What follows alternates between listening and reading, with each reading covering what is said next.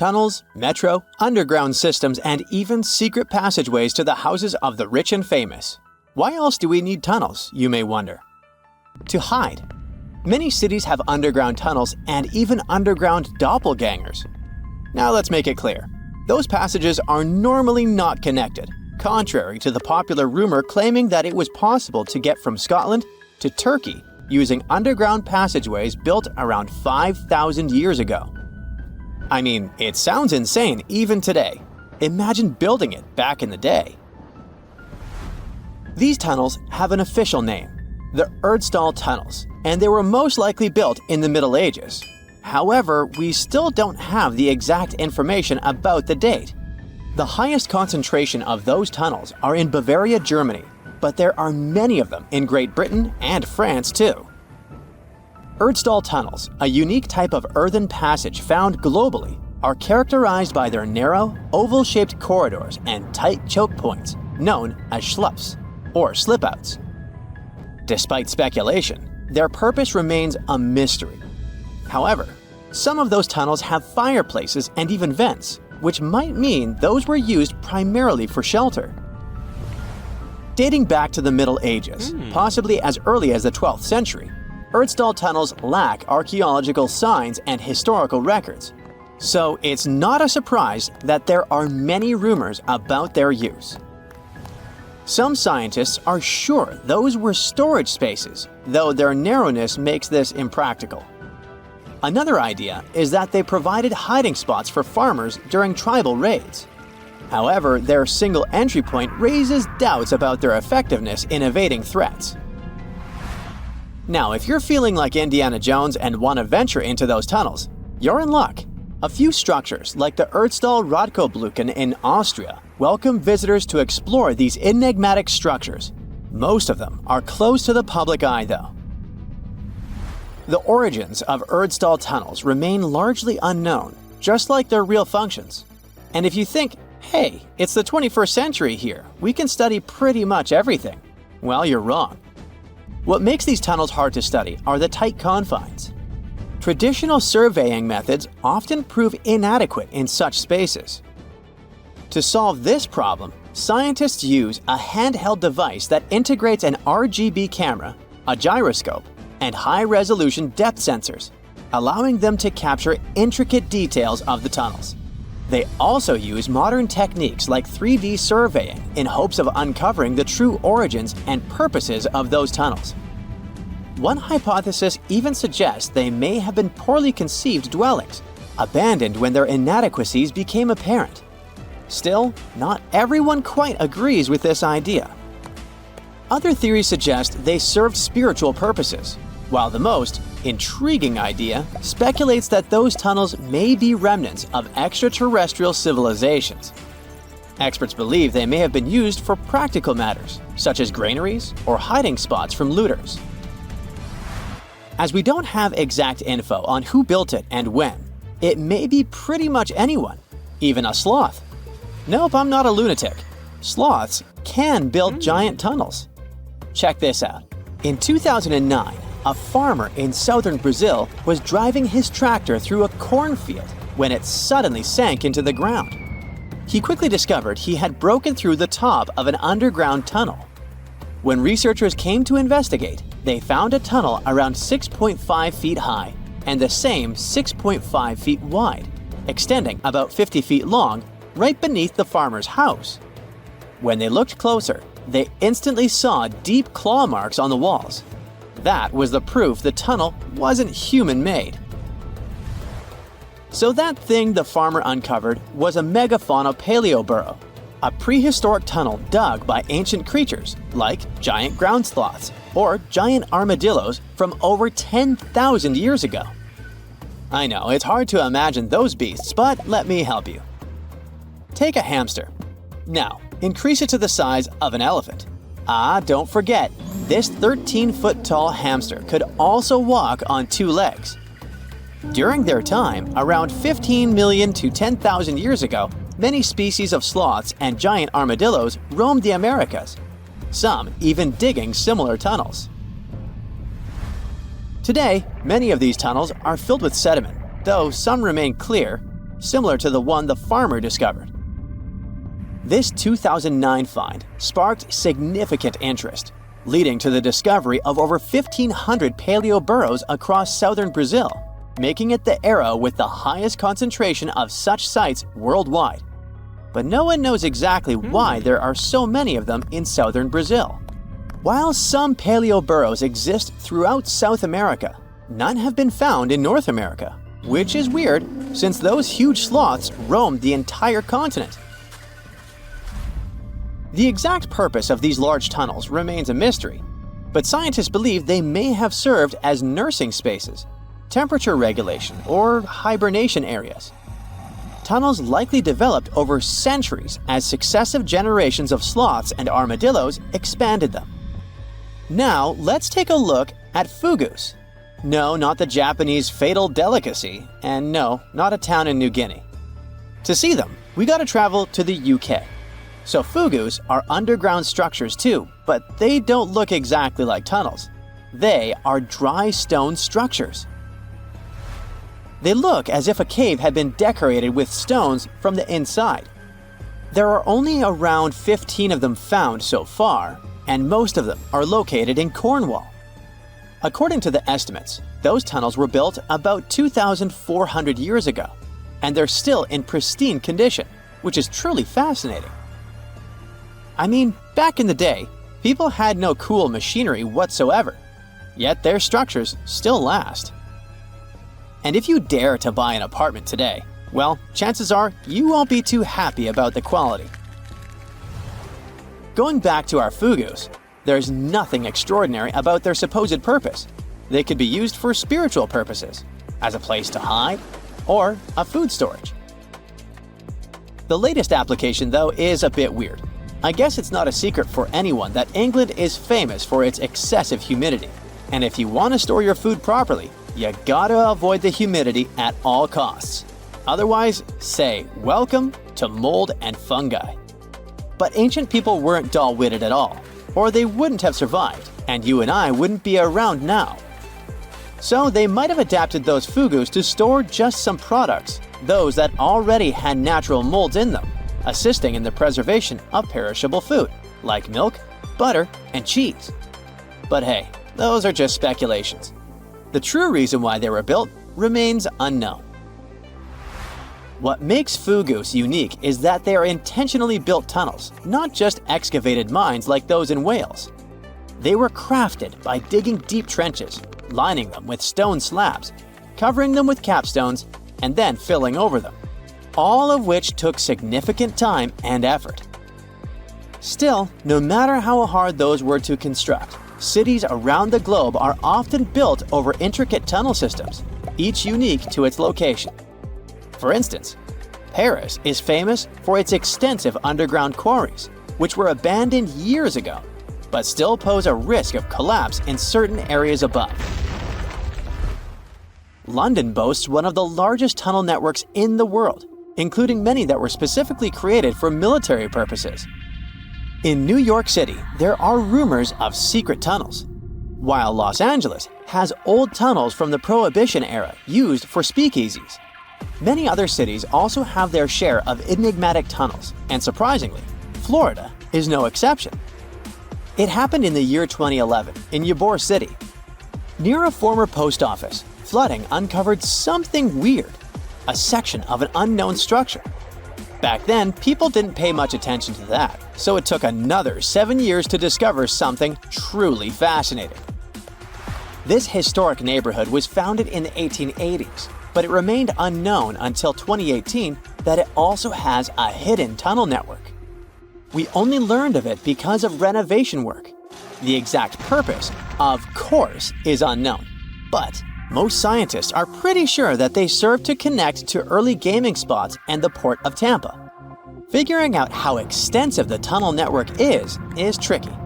In 2018, a historic home in Seminole Heights revealed locked doors leading to tunnels from the 1920s. One local even said he traveled through a tunnel for 20 minutes. Rumors suggest some tunnels connect to the Hillsborough River and Ybor City. Research is ongoing, but no new info has emerged yet. Imagine you've booked a tour through the jungles of Costa Rica. All of a sudden, you stumble upon a huge stone sphere, nearly the length of a king-sized bed in diameter. How on earth did it end up there? And what does it symbolize? You immediately ask your guide. He's not as amazed as you are and tells you that there are actually several hundreds of them scattered across the south of the country. The mysterious stone spheres don't have an official name.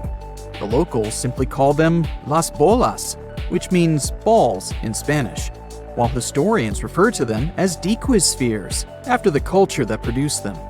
Scientists have studied the sediment layers of the earth around them and estimate that the earliest were made around the year 600 CE, and the newest ones date to the year 1000 CE.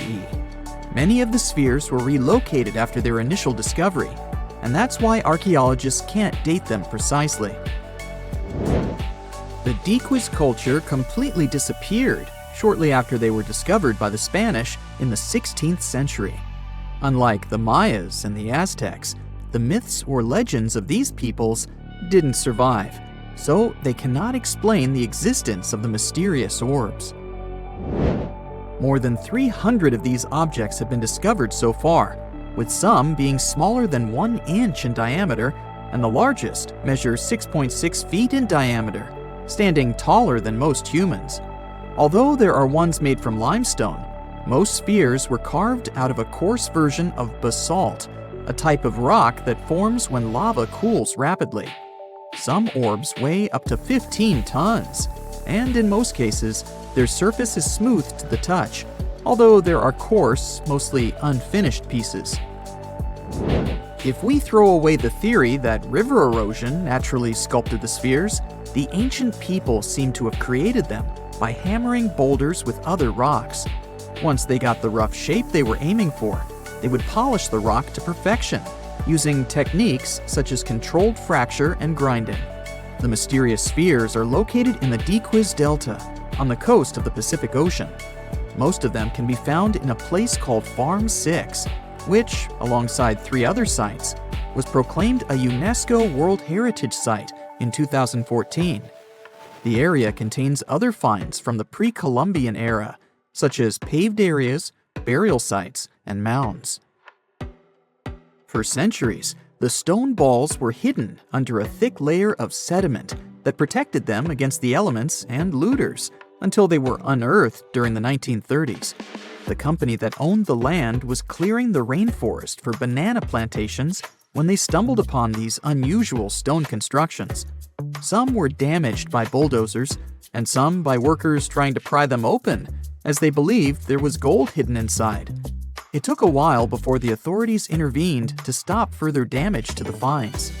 Doris Stone, the daughter of an executive of the company that owned the land, was the first to study the spheres.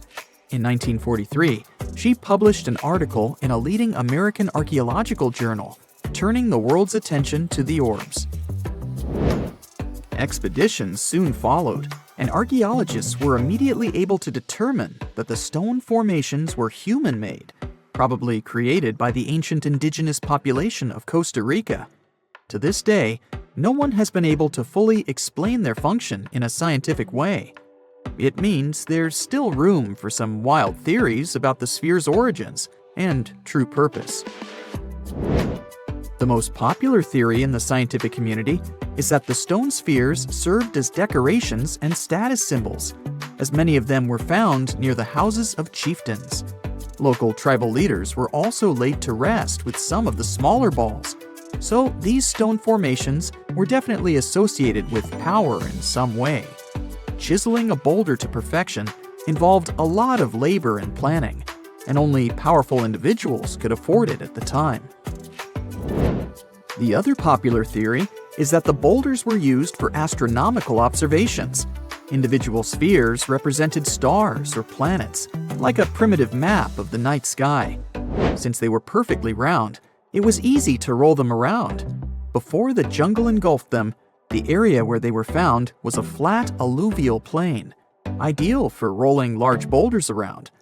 Another version of this theory suggests that the stones were used as boundary markers, much like modern border stones, which are also mostly made from stone. Finally, legends from other tribes that lived in the area tell of how the spheres were cannonballs that the deity of thunder used to drive away the deity of winds and hurricanes. We still don't know the original purpose of the Costa Rican spheres, but they remain an important part of the country's national identity. The National Museum in the Costa Rican capital, San Jose, has 6 of them in its courtyard. Many other spheres have become prized garden decorations for wealthy Costa Ricans. There's even one at Harvard University. More than a millennium after they were created, the mysterious stone spheres of Costa Rica are still associated with power and wealth. In terms of numbers, the stone orbs are not perfectly round. They are rated as nearly perfect, at 96% spherical in shape. And while even that is pretty impressive, the spheres of Costa Rica are not the only ones of their kind. Nearly a decade ago, workers came across mysterious giant stone spheres deep underground in a coal mine in northern Asia. The surface of the spheres, which measured a little over the length of a human footstep in diameter, was unusually smooth, and people tried to explain it somehow. Some were certain they were out of this world, and others suggested the spheres were actually petrified dinosaur eggs. Scientists quickly put an end to further discussion, as it turned out that the mysterious spheres were concretions. Those are rock formations that take millions of years to form deep underground. Think of a pebble that picks up snow as it rolls down a hill. That's how concretions are made.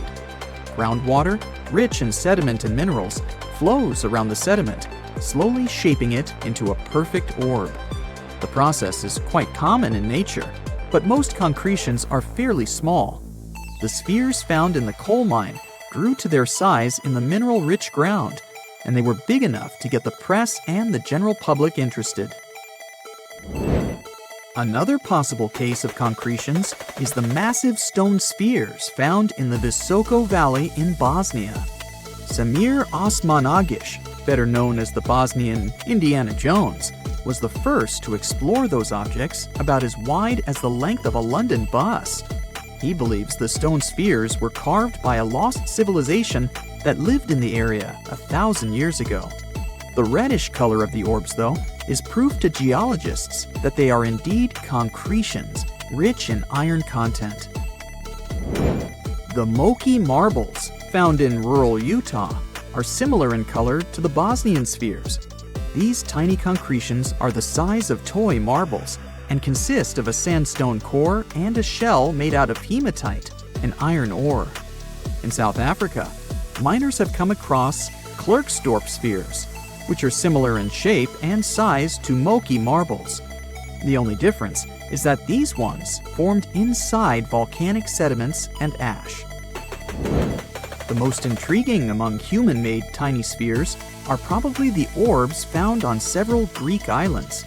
Scientists discovered 700 stones smaller than golf balls near the Bronze Age site of Akrotiri on the island of Santorini. They believe that the finds were between 3,600 and 4,500 years old. When they compared all the stones' variations in size and color, the archaeologists concluded that these enigmatic stones could have easily been the oldest board game ever made. With the help of artificial intelligence, scientists are now trying to work out the rules of this game. Recently, scientists made an astonishing discovery that might solve Stonehenge's mystery. They found something hidden deep within the DNA of Stonehenge's sarsen rocks, the huge monolithic ones, and it might reveal why our Neolithic ancestors designed and built this thing in the first place. Over the years, scientists have been scratching their heads, trying to figure out where the huge sarsen rocks came from.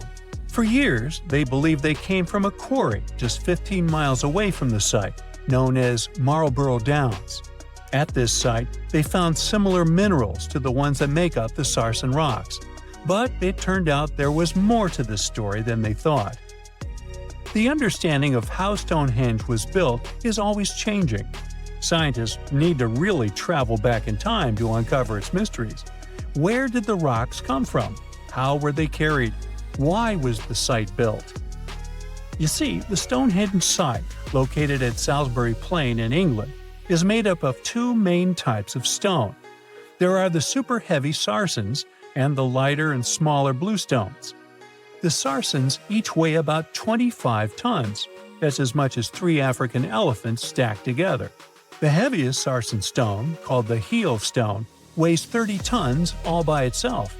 Together, the sarsens make that iconic outer ring circle. Inside that circle, that's where you'll find the bluestones. The naming might seem a bit misleading since they're not really blue. They have a bluish tinge to them when they are freshly broken, hence the name.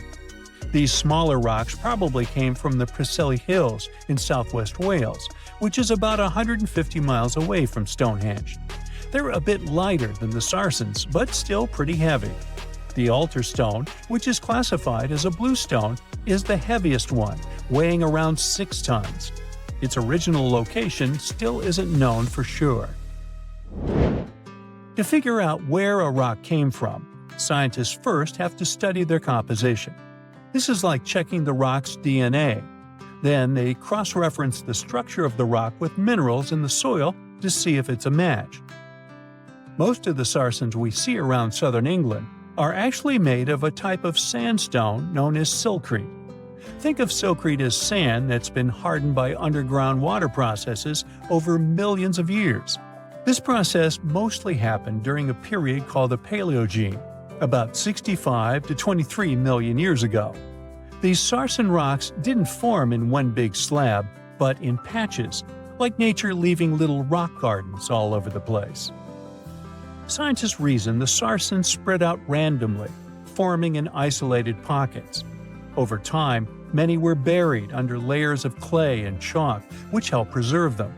When ancient builders were on the lookout for materials, these sarsens must have looked perfect for something impressive like Stonehenge. Actually, sarsens have been used in everything, from Roman villas to medieval churches, and even in things like road curbs and old field walls. One could say these rocks were the it material for ancient builders, and continue to be popular even into more modern times. This fact made scientists start wondering that maybe not all sarsen stones that were used to build Stonehenge came from the same place.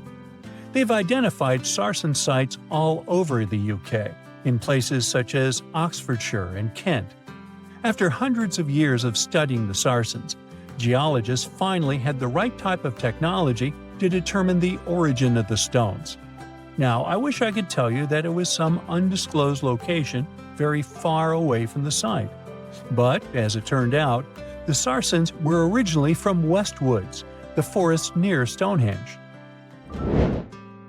A new factor came into play when excavations uncovered empty stone holes, showing that at least 6 bluestone pillars were removed from a Preseli Hills site called Wan Main in Prehistoric.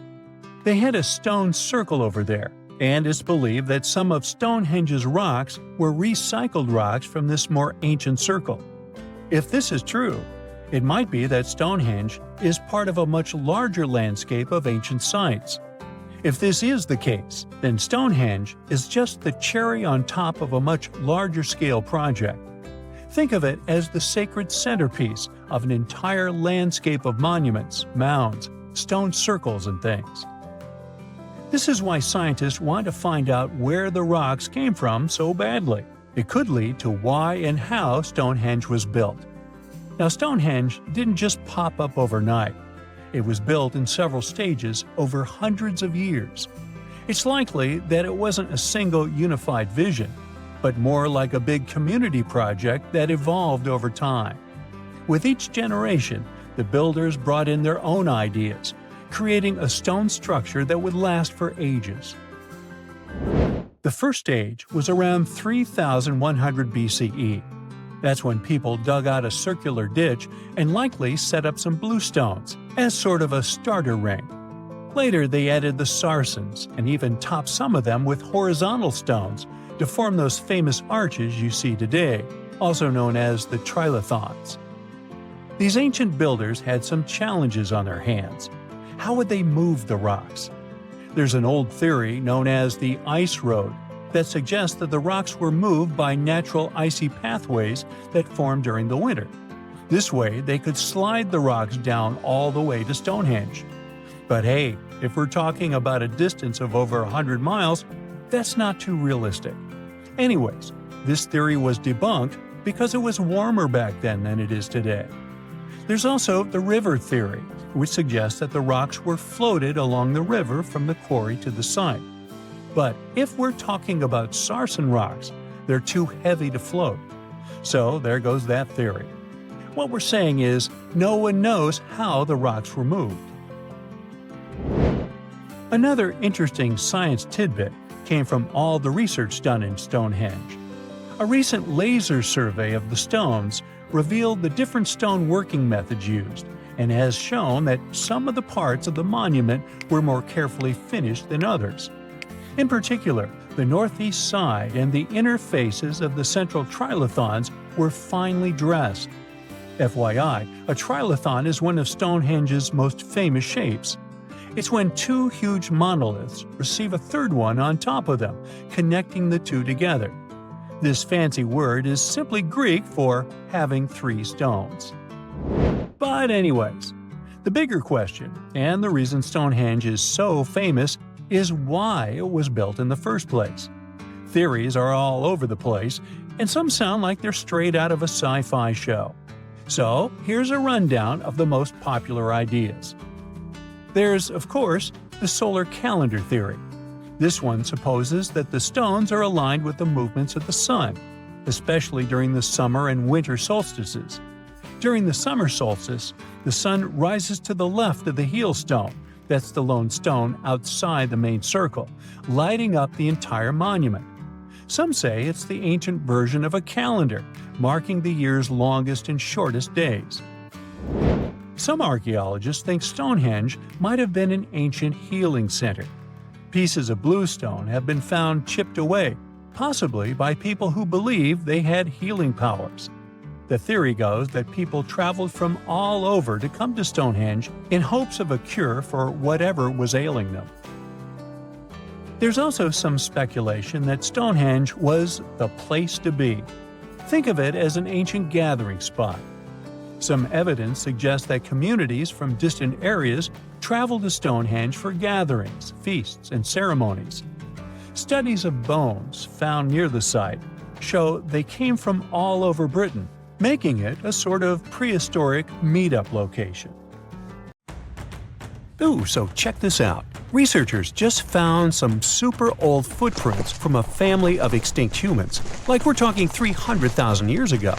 The prints belong to a group of Homo heidelbergensis. Ooh, that's a tough one, but I nailed it. So those dudes were pretty advanced for their time.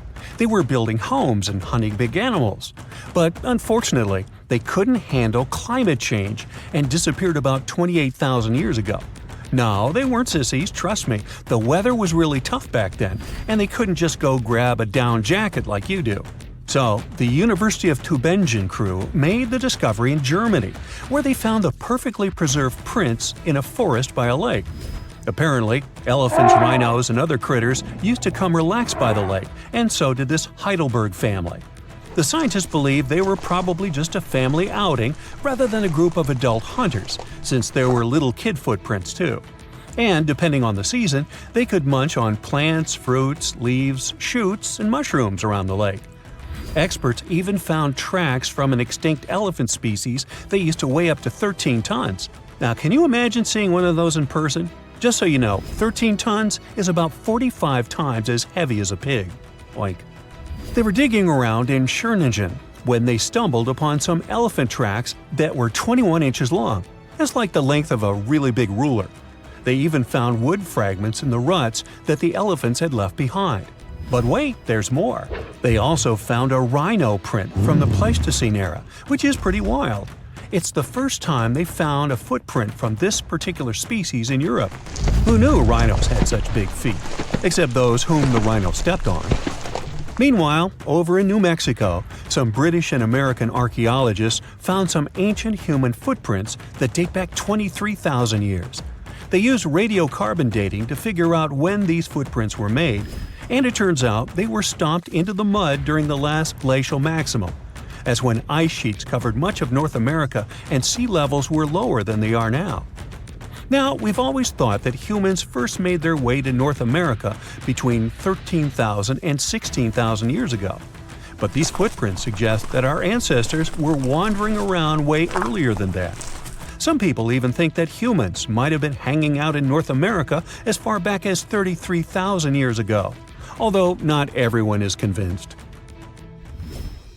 Alrighty, if there were footprints, there must have also been some shoes too, am I right? Well, researchers may not have found signature Gucci loafers, even though they've been around since 1953, but they did find a cave in Armenia full of ancient artifacts from the Copper Age. And guess what? Those artifacts included a seriously well-preserved shoe that's now the oldest footwear ever found. That footwear was made from a single piece of cowhide leather, which is pretty rare today, despite all the fancy schmancy technological upgrades we've got today. Talk about premium quality.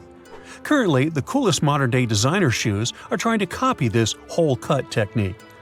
The shoe was also rubbed with some kind of plant or vegetable oil for extra durability, and it even had shoelaces that crisscrossed through a series of holes, just like our beloved sneakers today. The shoe was about the size of a woman's US 7, so we're guessing it was tailor-made for some fancy-pants wealthy person. Can you imagine rocking these feet whips back in the day? They were possibly the talk of the town. Now, since we're talking about shoes, have you ever had that gross feeling when you step in something sticky? Especially if you're wearing a brand new pair of white sneakers? No, not what you're thinking. I'm talking about chewing gum. It's a total buzzkill to have it stuck to your shoe. A super cool British archaeology student named Serapeum found a 5,000-year-old piece of Neolithic chewing gum made from birch bark tar while on a dig in Finland. It even had tooth marks in it. Who knew our ancestors were into chewing gum too? Apparently, birch bark tar has antiseptic properties, so it's believed that Neolithic peeps chewed it to help treat mouth and gum infections. So it looks like people have been spitting out gum since the beginning of time. Ah, what a tradition. Prehistoric designers had way more than just shoes to offer to prehistoric fashionistas. You're not going to find such a statement piece in the mass market, and I'm not sure about high-end boutiques either. Yep, it's supposedly the oldest purse ever found, and yep, those are dog teeth used as decorations for a handbag. According to one of the archaeologists, these teeth were all the rage back in 2500 BCE. People were putting them on everything, from clothes to jewelry. But this particular handbag was something special. It had over a dozen sets of teeth and was super fancy, which means whoever owned it was perhaps a VIP. Unfortunately, the purse itself didn't survive the test of time. All that's left are these teeth, pointing in the same direction and looking like a modern-day handbag flap. It must have been truly chic back in the day, but it's a good thing we've moved on to more humane materials for our accessories. Did you hear about the dino-sized discovery on Yorkshire's coast? Yep, sometimes scientists discover not human footprints, but dino footprints. This time, they found a record-breaking dinosaur print that could have been left by a predator taking a break 166 million years ago. Can you imagine a T-Rex lounging on the beach with a smoothie in hand?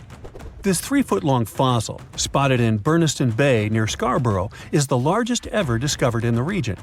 The team of researchers who studied the track concluded that it was made by a giant carnivore like a megalosaurus. That's one big and hungry dino. The footprint is the largest made by a theropod, which is a group of bipedal dinosaurs that includes the infamous Tyrannosaurus rex. So, we're talking about some seriously big and scary creatures here. A paleontologist from the University of Manchester said the discovery had shed new light on the behavior of these carnivorous giants. Apparently, features of the footprint suggest that this large predator was squatting down before standing up. Maybe it was doing some yoga or taking a bathroom break. Who knows? Another archaeologist, Marie Woods, stumbled across the print while collecting shellfish on the shore. She said she couldn't believe what she was looking at. I mean, who would expect to find a giant dinosaur print while picking up some clams? It's lucky that Ms. Woods and Rob Taylor, a local fossil collector, rescued the fragile print from the shoreline. Experts warned that it was at risk of being lost to erosion or landslides. Now, plans are in motion for the footprint to go on public display at the Rotunda Museum in Scarborough. But there's some more dino-mite news. Several drought conditions in Texas have revealed ancient dinosaur footprints that are over 100 million years old. Multiple dinosaur tracks belong to the dinos were recently discovered at Dinosaur Valley State Park in northwest Texas. The droughts have caused a river running through central Texas to dry up almost entirely, which is how these prehistoric prints were finally uncovered.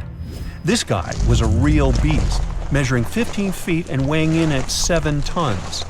It used to roam the area over 113 million years ago, according to the state park. About 60 prints from this dino have been revealed due to the drought, with an estimated 140 tracks from the dinosaur in total. But that's not all. Prints from Serapeum were also discovered. This creature was a massive 66 feet long and weighed about 48 tons when fully matured. Experts believe that the Acrocanthosaurus preyed on Serapeum, which explains why their prints were found together. There's a weird thing though. Serapeum was bigger than Acrocanthosaurus. Can any professors please explain to me why the smaller dude would munch on the bigger one?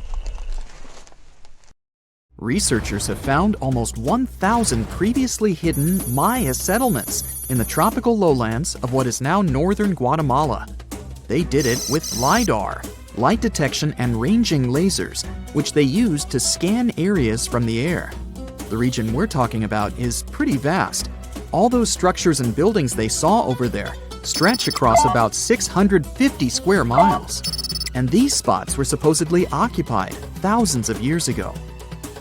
It seems all these structures were pretty densely packed, so people lived close to each other.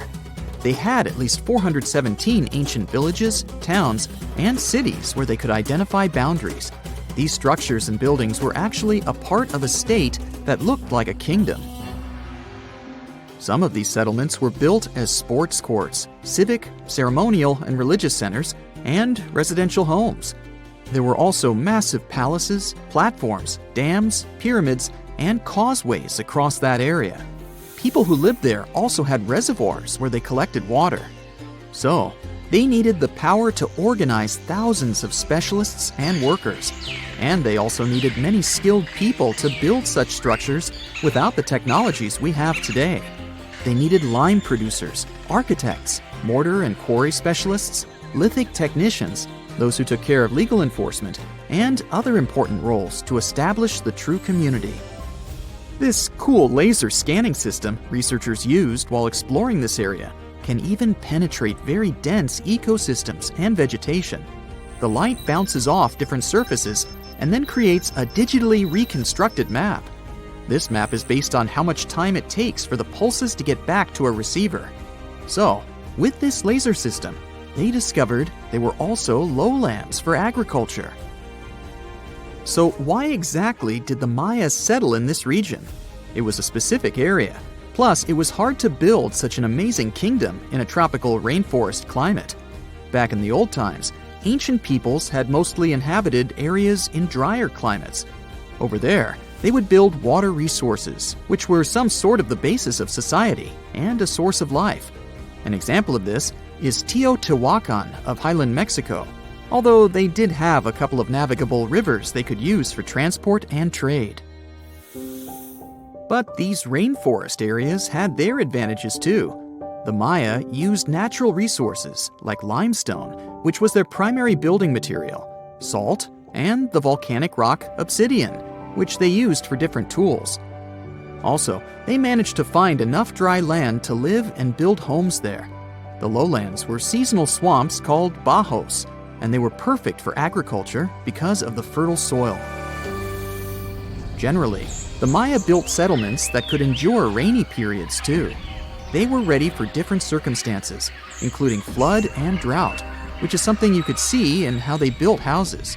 Their architecture was also one piece of evidence that showed their community was like a centralized kingdom-like state, which shows they stuck together through tough times. The Mayan Empire was very powerful, and it reached its peak about the 6th century CE. They were excellent at pottery, agriculture, writing, mathematics, and calendars. They were the ones who created complex calendar systems, such as the calendar round, which is based on 365 days.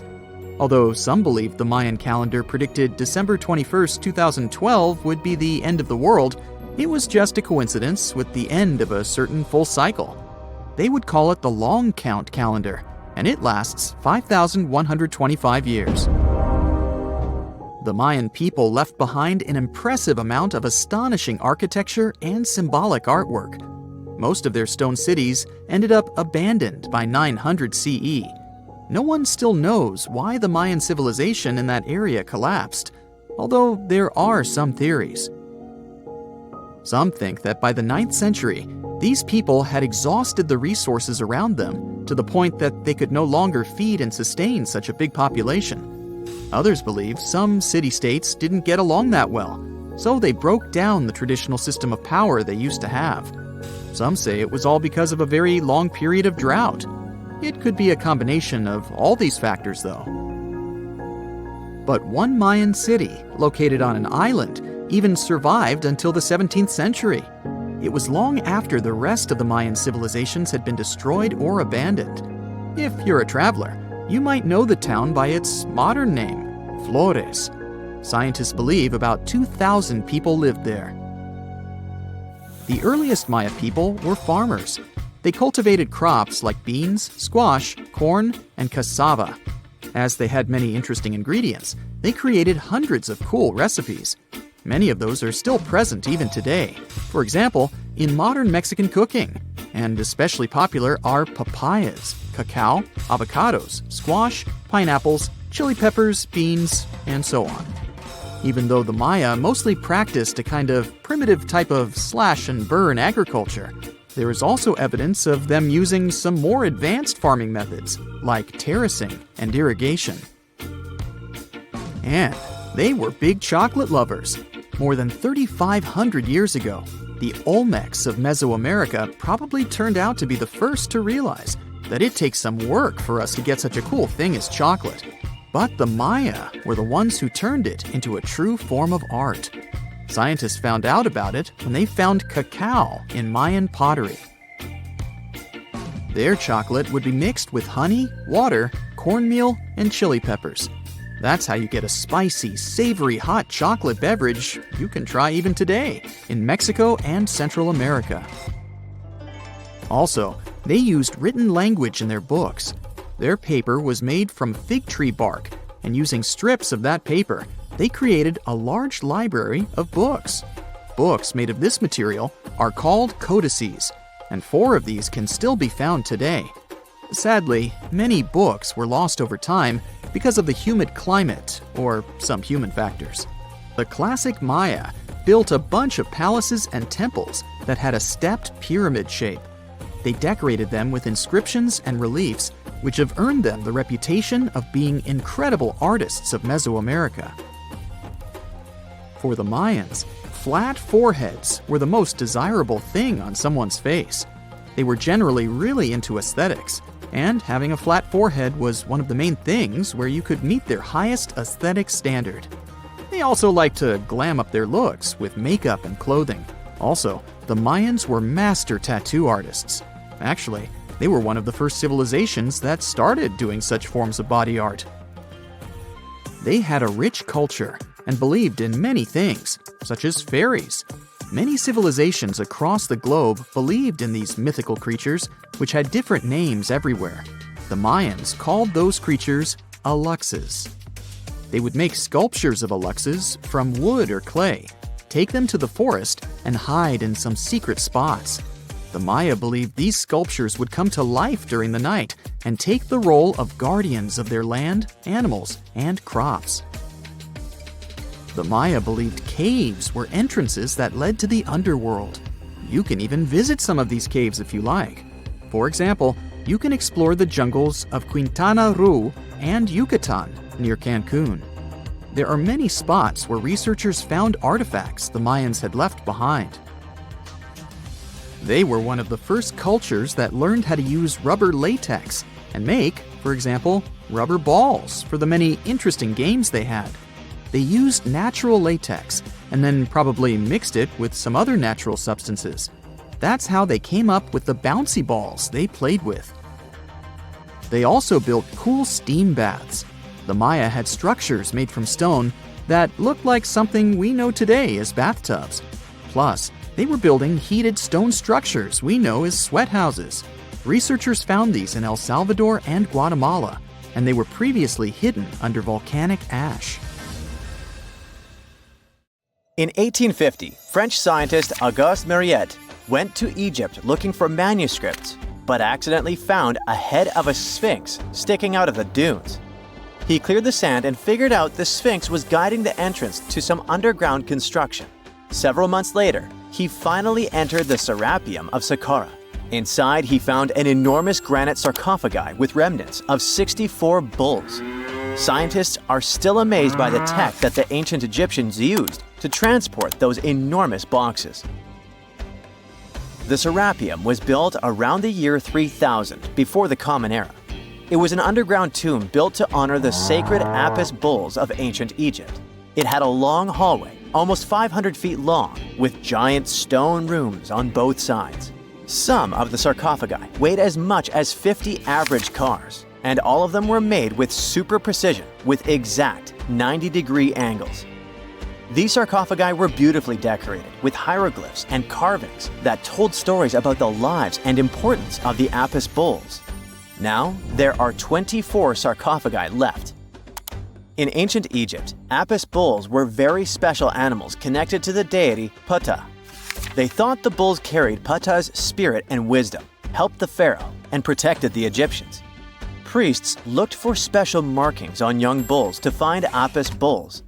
It could be a white triangle on its forehead, which symbolized divine light, a shape on its back like a vulture's wing, and a scarab shape under its tongue, which stood for rebirth.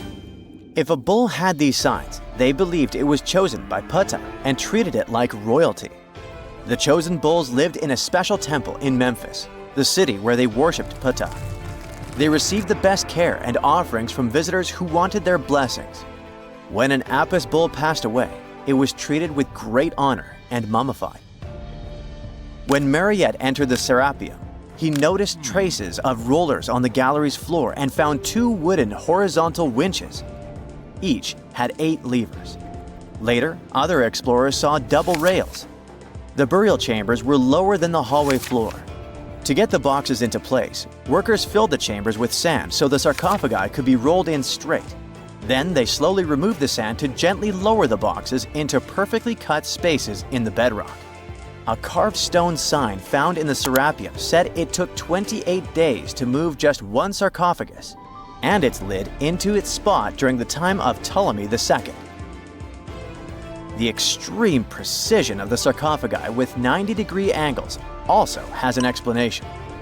Ancient Egyptians wrote texts, or rather, papyrus, on geometry a long time ago.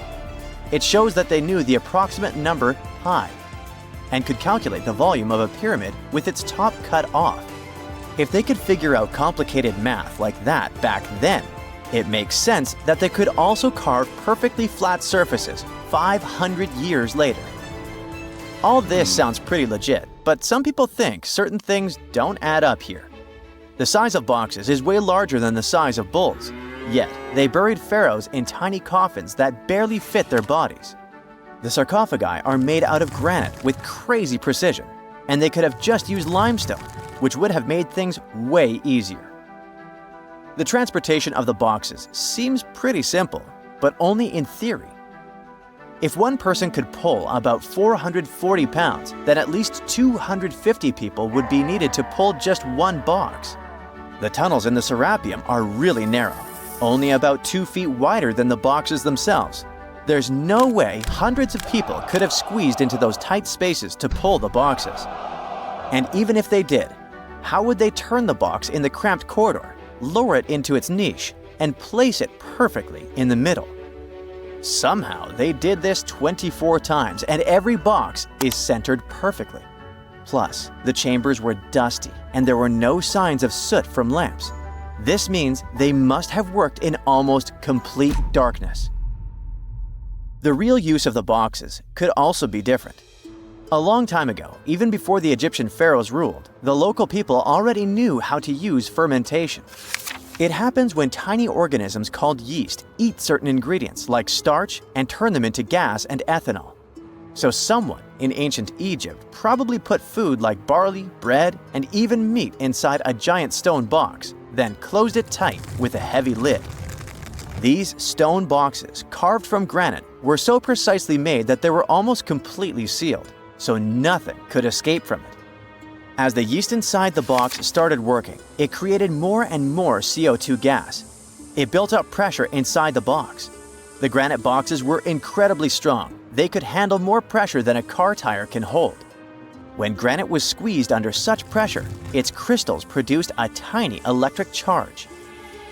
This effect was possible because granite contains quartz, a material that reacts to pressure this way. The process also needed meat or animal parts, possibly to help the yeast grow better. Meat contains something called oleic acid, which yeast needs to keep growing and to survive the bad effects of the ethanol it produces. As the pressure inside the box kept growing, the combination of gases and electricity made these boxes not just ancient fridges, but powerful energy systems. Over time, the pressure inside got so strong that it could push the lid open and the gas would escape with a pop. But when people rediscovered the Serapeum in 1850, they found old drawings that showed piles of stones stacked on top of some of the box lids. So, someone long ago probably tried to make the lids even heavier by adding extra weight to make it harder for the gas pressure to push them open. This extra weight also meant the quartz crystals in the granite could keep creating more electricity under all that pressure. If someone opened one of these stone boxes thousands of years later, they would only find bones from bulls that were placed in the box. And that's exactly what Mariette discovered in the 1850s.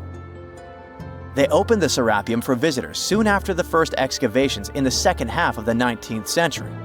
Prince of Wales even had a luncheon with his guests in one of the sarcophagi. Sands and earthquakes made the site inaccessible for a while, but now you can visit it again and try to solve the mystery yourself. With new tech, we could have answers to many other historical mysteries soon. A team of scientists at Chicago's Field Museum of Natural History recently used a special CT scanner to learn more about ancient Egyptian mummies without unwrapping them.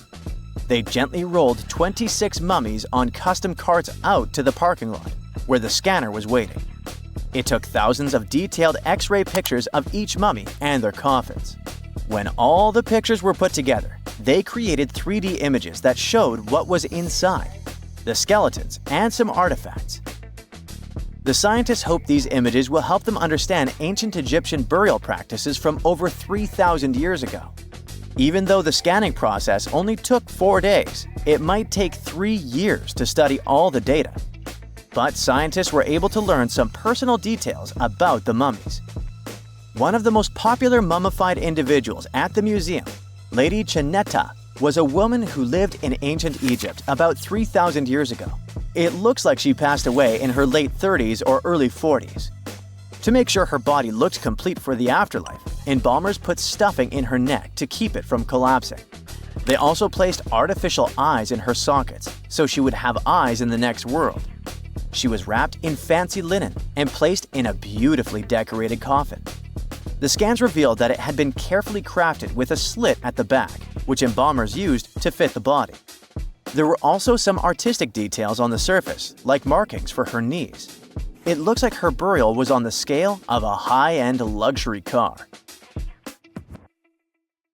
In July 1990, 4 Czech guys decided to go on an adventure to find the Mongolian death worm, a creature that might have inspired the monster you've seen in the movie Doom. They say it lives somewhere deep in the Gobi Desert, so they flew to Mongolia, hopped into an ATV, and hired some local guides to help them. All that to meet a creature that is up to 6 feet long, can spit acid that could melt anything, and is capable of shooting electricity at those it doesn't like. Legend says that these friendly guys spend most of their days hiding underneath the sandy dunes, but they'd like to come out during the wetter months of June and July. So the timing for a spotting was simply perfect. But the crew needed to figure out how to lure the creature. Sadly for them, no one knew what the giant worm liked to eat. So they built a thumper, which is a machine that made rhythmic pounding noises. They were hoping it would call the worm out of the ground. For 2 months, they searched the vast desert, crossing dunes and rocky plains, looking for any sign of the creature. But alas, it didn't really work out. Ivan McCurley, who was the leader of the 1990 expedition, came back to Gobi Desert again. He once tried to attract the megaworm with blasts, and the second time he used a small airplane to scout the dunes. Over the years, groups from America, Britain, and New Zealand organized big expeditions to the Gobi Desert to try and find the creature. Many others came from all around the world on their own and found nothing. The people in the West first found out about the megaworm of the Gobi Desert thanks to an American paleontologist, Roy Chapman Andrews. This brave man was probably the inspiration for Indiana Jones. In 1926, he wrote about the creature in his book. At a meeting with Mongolian leaders, Andrews heard detailed descriptions of the creature, even though none of them had ever seen it themselves. One of them described it as looking like a sausage, about 2 feet long, with no head or legs. According to him, the worm was so venomous that just touching it could instantly take your life, and it lived in the loneliest parts of the Gobi Desert.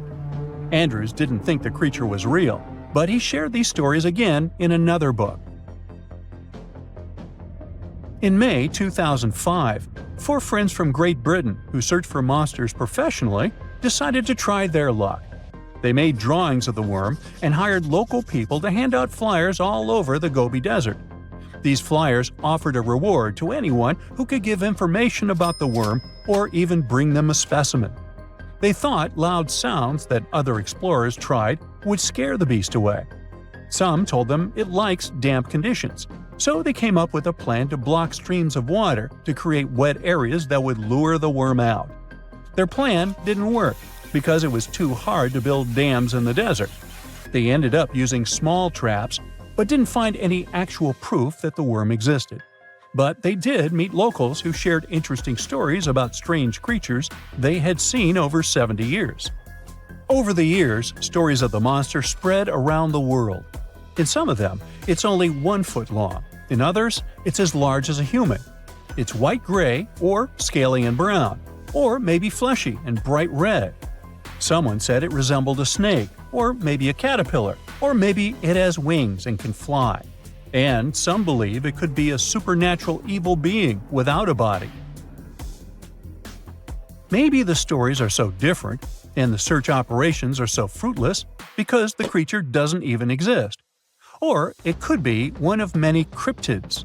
Those creatures like Bigfoot, Yeti, the Loch Ness Monster, their existence has yet to be proven. In 1983, one scientist who was visiting the region heard that an old man had managed to catch the mysterious worm. He also learned there was a nest nearby. The scientist bravely approached the hole in the sand and put his hand inside. A giant creature dragged him in, and he was never seen again. Just kidding. He actually found a Tartar sand boa inside. It's a chunky, burrowing, non-venomous snake that has small eyes and gray-brown scales. He showed it to the locals to verify if it was the monster, and supposedly all of them said yes. Most Mongolians who know about the worm still believe it's real. Now, even though people call our supposed monster a worm, it's just what it sounds like in the English translation. Many Mongol cultures have used this word for centuries to refer to any animals they thought to be really dangerous, especially snakes, even non-venomous ones. So, it doesn't have to be a literal worm after all. Worms are soft and squishy, but a creature living in the harsh Gobi Desert would need to be tougher, more like a snake or a type of lizard without legs. Neither of these creatures can shoot electricity or spit acid like they say the death worm does. But some snakes, like cobras, can spit venom that's dangerous for people. If it were real, the creature would have a backbone, and explorers searching for it would likely find some bones or evidence left behind. And there are actually fossil remains all over the Gobi Desert. Scientists found representatives of over 80 dino groups here over the last almost 100 years. It all started with the world's first dinosaur egg nests. This discovery changed all the scientists knew about dinos. It was the first proof they laid eggs. In the following 2 years, the same expedition team unearthed over 100 dinosaurs and took them to the American Museum of Natural History, where you can still see them today. Some of them were swimming around in the Cretaceous Sea that used to be here about 71 million years ago. They resembled modern birds. The mystery of the megaworm is still unsolved, but there used to be another mystery scientists finally managed to explain. Back in the 13th century, a famous traveler, Marco Polo, not the guy from the swimming pool game, crossed the Gobi Desert. He thought he could hear mysterious noises, like the sounds of musical instruments such as drums. He wrote about it in his book and believed he might be hearing the voices of restless spirits. Scientists call these noises singing sands or booming sands. Unlike the squeaky sound you might hear when walking on a sandy beach, these desert sounds are much louder, like a musical instrument playing deep, haunting notes. Over the years, people came up with all kinds of ideas about what caused the sounds, like underground water or winds making the sand vibrate. Not all dunes can do this, and scientists wanted to figure out why.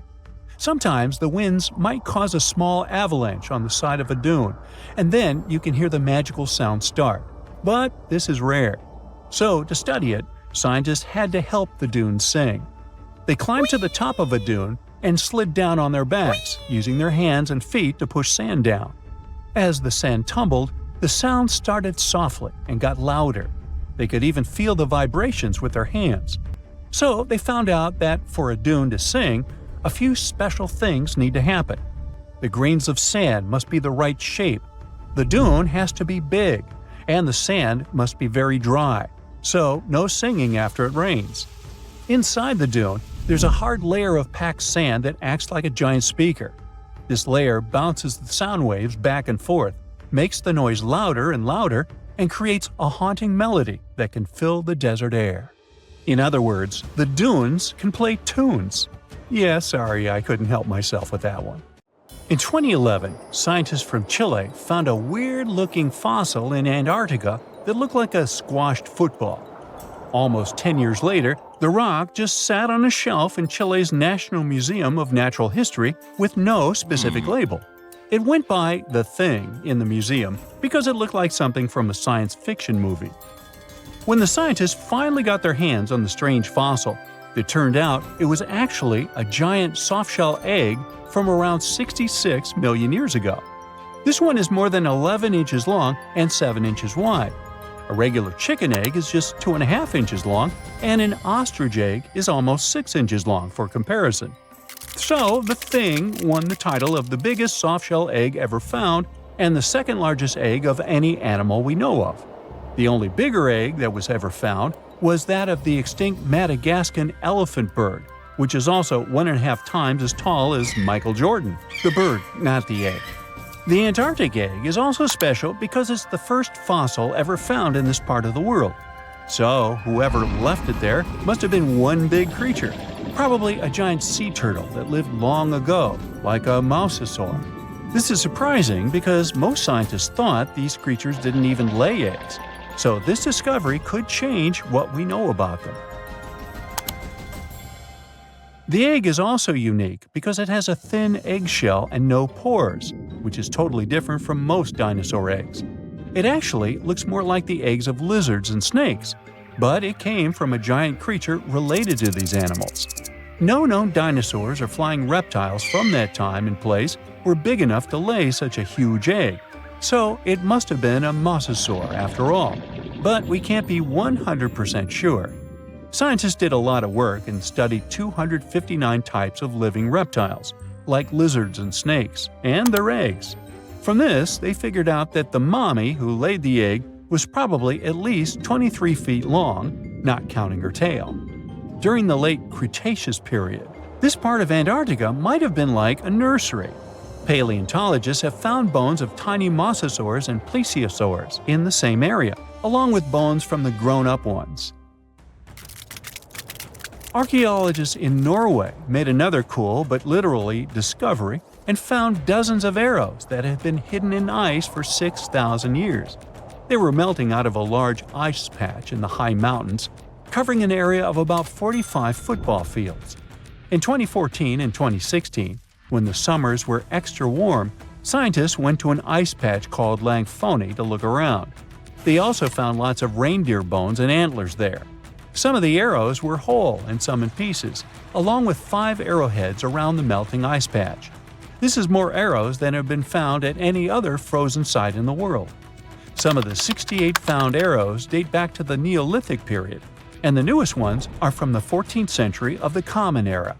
Ice is like the perfect time machine that can preserve whatever ends up there in an almost perfect condition.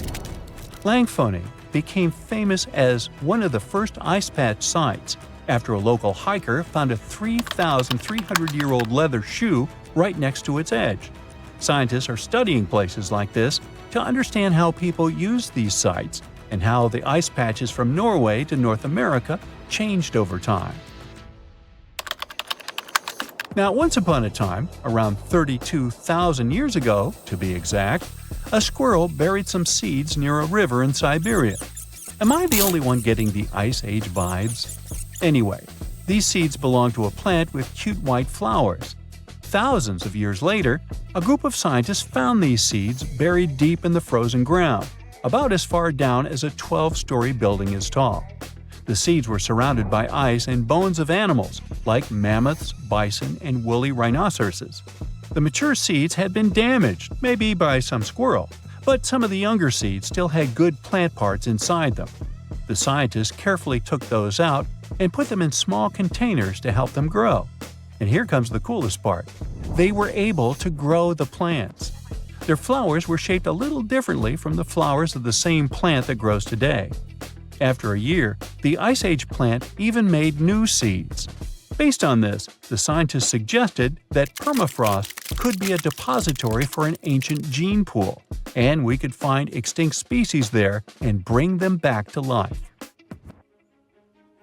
Scientists on an icebreaker in Antarctica were looking for whales, but found something way more unusual. The camera behind the ship, which is as heavy as a car, detected 16 million icefish nests on the floor of the Weddell Sea. The nests were located about every 10 inches in all directions and covered an area of 93 square miles, which is slightly bigger than the whole of Washington, D.C. The colony even had a distinct border, which was a line in the sand. The scientists were in the area because they were studying a special spot in the ocean where the water was a little warmer than the water around it. In this warmer water, they found tiny animals called zooplankton near the top. When the young icefish hatch, they swim up to this area to eat the zooplankton before going back down to the seafloor to grow up and have their own offspring. Since there was so much food, it made sense to see icefish in this warm water. But they didn't expect to find such a huge number of icefish nests, much more than anyone had ever seen before. New Zealand's Antarctic Heritage Fund found some old photo negatives in a hut in Antarctica. They turned out to be unique images from the Ross Sea Party. It was a famous failed expedition led by Ernest Shackleton.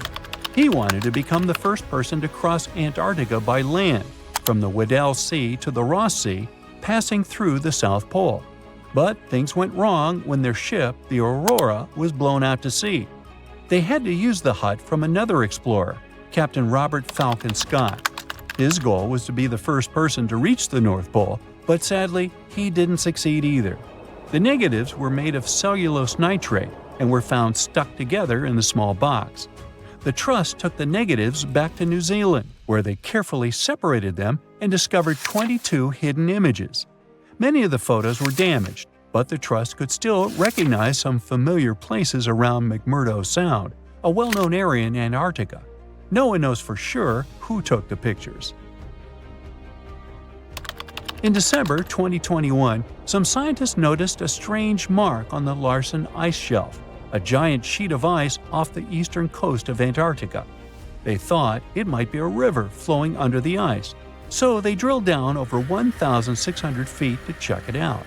They expected to find water, But they didn't expect to see that the water was full of fast-moving creatures called amphipods. The scientists also found that the water in the underground river had unusual layers of currents moving in different directions, which they still don't fully understand. Another surprising thing happened during their research. On December 20th of the same year, a volcano erupted far away in Tonga, and the pressure waves from the eruption were detected all the way down in the ice river in Antarctica. It shows how everything on our planet is connected, even in the most distant places. The South Pole is more than penguins and endless snow. There's a hidden ghost world within it. Look, it's right here on the globe. Don't confuse Antarctica with the Arctic, which is at the top of our maps. Much smaller in size, and, let's face it, way less mysterious. The ice sheet covering Antarctica is about 1 to 3 miles thick, which is up to 16 Eiffel Towers stacked on each other. This massive blanket hides the true features and contours of Antarctica's land. We still don't know much about this mysterious continent, and it is ice and snow that are to blame. We still don't even know the true shape and size of this continent. Mapping Antarctica without some huge shovels is an incredibly hard task. But satellites learned to penetrate the ice with their cameras.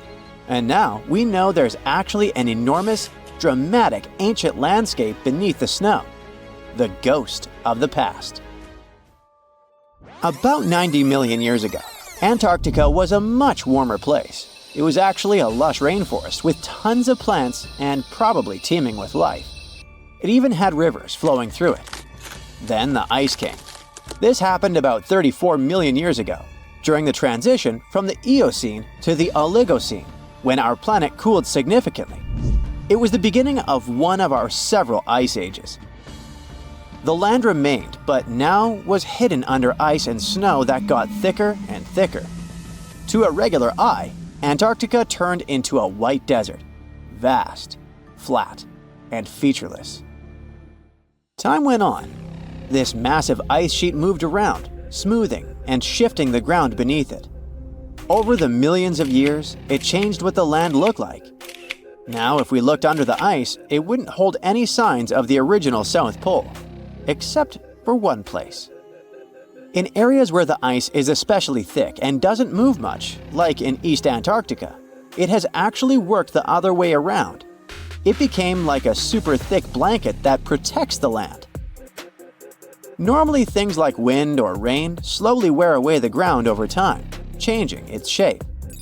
But since we have this protective ice blanket, it prevents these natural processes from reaching the stuff underneath. So, the ground stayed almost the same for millions of years, like it's been frozen in time. This special area near the Aurora and Schmidt subglacial basins has become the ghost of Antarctica's landscape. This place was barely touched even since it was first covered in snow 34 million years ago. This is a historical footprint, a place that can tell us what Antarctica's ground looked like before it became a freezing nightmare. As scientists peered under East Antarctica, they saw an amazing ghost. The traces of the rivers that were flowing there millions of years ago, various valleys, and some weird little islands, as well as 3 big chunks of land shaped like the letter U. Hey, what's that all about? You see, the continents on our planet are moving constantly, sliding along the red-hot lava mantle like cereal on milk. Over history, they came together and broke apart several times. Hundreds of millions of years ago, several continents were a part of one enormous Gondwana. Antarctica was one of them. It used to be one huge landmass. But when Gondwana broke apart, the poor continent got stretched by tectonic forces. Parts of land were pulled away from each other. Whoosh! And they got torn apart. And that's how we got these big chunks or blocks of land under thick layers of ice. In any case, scientists now want to explore this ghost a bit more. But to study it deeply, they need to actually drill down through the ice, like using a straw to get to the bottom of a thick shake. This will help them pick up some rocks and dirt from way below to learn more about the Earth's history and climate. Antarctica is the fifth largest continent in the world, approximately bigger than the entirety of Europe or Australia, competing with the entire South America in size. Aside from East Antarctica, we discussed there are several more regions: Antarctica Peninsula, South Pole, West Antarctica, and the Ross Sea. The continent is basically a frozen sandbox, and all its hidden, mysterious landscape is actually less explored than Mars's terrain. We only know for sure that without ice, it wouldn't just be flat and empty, but an entire world full of big mountains, huge canyons, and even fiery volcanoes. Some of these volcanoes are so huge that they peak above the layers of snow. In West Antarctica alone, there are at least 138 volcanoes, though only about 8 or 9 are active today. One of the craziest ones is Mount Erebus, the southernmost volcano and the tallest one on the continent, about 12,500 feet high. And deep beneath the ice sheet, this guy hosts incredible, beautiful subvolcanic caves. The temperatures there are warm enough for t-shirts. The Antarctic Peninsula, or Lesser Antarctica, looks like a bunch of mountainous islands deeply underground. It has newer volcanic rocks that are part of the Pacific Ring of Fire, which is like a giant circle of volcanoes and earthquake zones around the Pacific Ocean. The Greater Antarctica is a huge part, almost as big as Australia. It consists of East Antarctica and the South Pole. Beneath the ice, it's a place of rocks that have been around for a very, very long time, including the special zone we mentioned. You probably know that Antarctica is nearly devoid of humans. No wonder, with a mean temperature of about -46 degrees Fahrenheit. But even though this place is horrifyingly cold and deserted, life still clings on. You guessed it, in the underworld. In 2017, scientists found DNA traces of algae, moss, and even possibly unknown small animals in the deep caves. That means that even in such crazy conditions, there are still unique ecosystems thriving in little isolated warm pockets beneath the snow. There was another incredible find beneath Antarctica's Ross Ice Shelf, a lively ecosystem vibing within an underground river. Scientists have long suspected that Antarctica's underworld should have some freshwater lakes and rivers. One day, a satellite spotted a groove there. They decided to explore it and used a hot water drill to melt their way through the ice. As they reached the underworld, they dropped a camera into one of those hidden fresh rivers. And at first, they thought they'd find just some rocks or something. But instead, they stumbled upon hundreds of amphipods, tiny shrimp-like creatures. Little ones instantly swarmed around the lens. Shrimps blocked the camera and scientists couldn't check out what they wanted to. Pretty funny, but at least that means that there really is an important ecosystem deep within Antarctica. Now, they're gonna explore it. And all this is just the beginning of the mysterious underworld. Antarctica's snow also hides the deepest canyon on Earth under the Denman Glacier. Well, Mariana Trench is still the deepest point on Earth, but it's a part of the oceanic crust, geologically speaking. Also, in 1958, explorers found a huge mountain range under the ice, as big and tall as the famous Alps Mountains. The range stretched for about 745 miles with peaks as high as 1.7 miles. And all this magnificence is buried under tons of ice. Who knows what else we might find there? Antarctica holds about 60% of our entire planet's fresh water, which means it would be pretty bad if it melted. For example, there's this Doomsday Glacier, officially known as Thwaites Glacier. It's a huge ice formation, about the size of Florida, and it's melting right now. Every year, the sea levels rise by 4% because of it. If this guy melts away completely, the sea levels all around the world will increase by 2 feet, which might not sound like a lot, but it would be catastrophic for coastal areas. Luckily, researchers have found that even if its ice shelf were to collapse in the next 50 years, the glacier itself wouldn't retreat as quickly as they feared. It's still losing ice rapidly, but it would be quite a slow process. Something exciting and kinda unexpected popped out among the rocks of the Ica Valley in Peru. The bones of a really old whale that lived almost 40 million years ago. At first, no one was really impressed because the bones they found were big and weirdly shaped, so people just thought they were looking at giant boulders. I mean, that's cool too, but things got way better when they realized those were the remains of a very large ancient animal that roamed along the coast of ancient Peru. Plus, it was probably the heaviest creature that ever lived. Sorry, blue whale, I know you worked hard to get to the top. The length of over 100 feet and weight of more than 200 tons brought you the status of the biggest animal on our planet. But it seems you've held the title long enough. Time to hand it over to our next candidate, and that one's really gigantic. This ocean beast was probably shorter than the blue whale, but heavier, with a weight that could be between 93 tons and 370 tons. If it's closer to the higher number, it'll make Perseus the biggest animal ever known to have lived on Earth. And it seems its weight was the result of having extremely thick, dense bones. You can see such bones today in manatees or some other early whales. Dense bones are a great tool for such marine mammals. This feature makes them heavy and allows them to stay submerged most of the time. But at the same time, if their body was too heavy, they would end up sinking all the time and they would waste too much energy to move back up to the surface.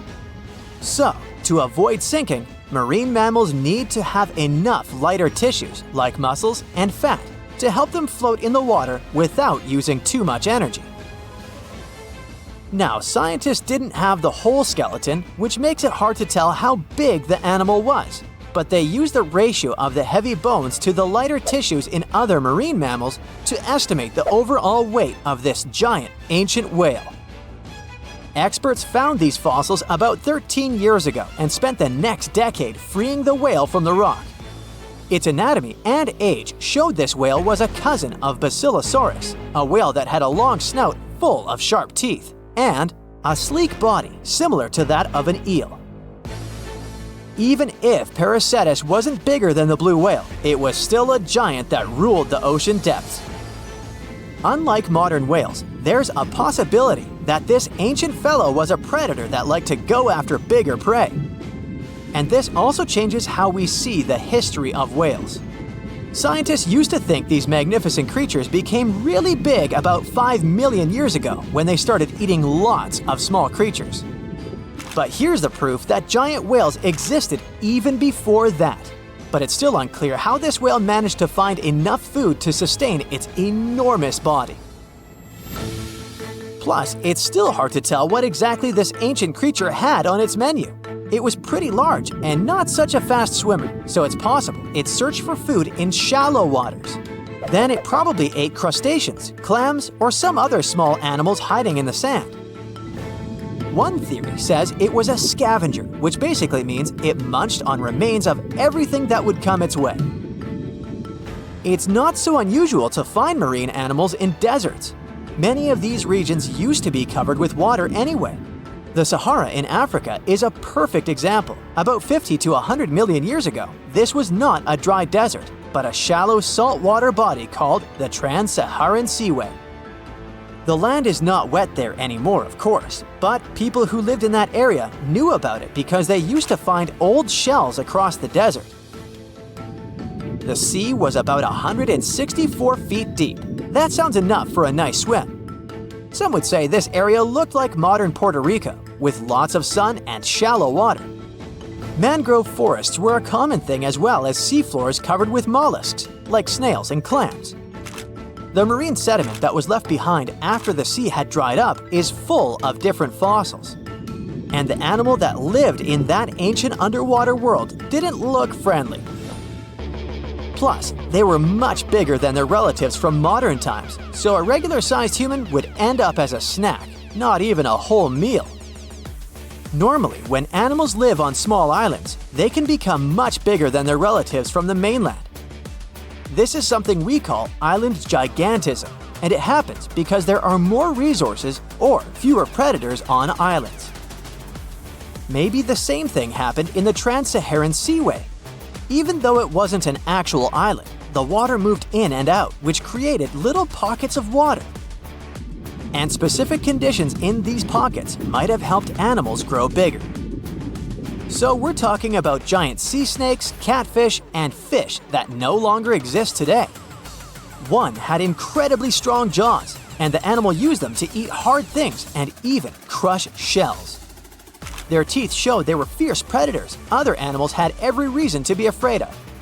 They went through some changes when it came to diet, similar to some types of piranhas. And the competition to get to the top of the food chain wasn't a joke. Not when there were also such large predators as sharks, crocodiles, and ancient relatives of elephants. Sahara went through different phases. If you could use a time machine and take a peek at Earth's largest hot desert as it was about 6,000 years ago, you wouldn't have to struggle with sand and heat. You'd have a nice walk through a green and pretty lush place. In the past, people who lived in that area didn't leave drawings on cave walls that showed camels, sand dunes, and scorpions. All those things you'd see in today's Sahara. Instead, they drew crocodiles. That's additional evidence that the Sahara used to have a lot of water and plants enough to support these big yet scary animals. Around 3 billion years ago, Earth might have been mostly covered with water. Today, it's about 71% of its surface, but it seems that our planet used to be a giant ocean world with no continents at all, just some scattered islands. Scientists studied special rocks in Western Australia that formed in a place deep under the ocean called a hydrothermal vent system. To explain this better, it's important to mention two common oxygen types, O16 and O18. O18 is heavier because it has extra neutrons. O16 evaporates from water more easily, and as researchers studied an old ocean floor, they found a lot of O18, more than in today's oceans. This way, they realized ancient Earth had less dry land than Earth today. Australia is a good spot to conduct these studies because a long time ago, it also used to be a beautiful place with large animals and lush rainforests. But as time went by, the land became drier and Australia had more deserts formed, such as the Great Victoria Desert. Rainforest remained only on the edges of the continent. What happens with deserts across the globe is called desertification. That's when land that used to be good for growing things turns into a desert or something similar. Our planet changes over time, together with its climate. But desertification also happens because of human activities, like mining, farming, and building cities. And when land turns into a desert, it's a problem because it can't support people and animals anymore. Food doesn't grow there. There's not enough clean water, and animals lose their homes. To help with this problem, there's a plan many countries agreed to. They decided to work with farmers to take care of the land, fix damaged areas, and manage water better. All in all, to make our planet a better place for life. You're walking down the street. You see a strange-looking antique shop called Ageless Trinkets of Mr. Bright. You're curious, so you enter there. You take a look at all the weird stuff. Suddenly, an old folded parchment paper catches your attention. It's a world map, but something's off with it. Instead of showing the countries as you know them, it shows the locations of 4 mythical lost worlds and civilizations. Mr. Bright, the shop owner, comes next to you after realizing your shock. This map won't let you find these places or anything, but I can explain to you the legends behind them if you want, he says. Let me begin with Atlantis.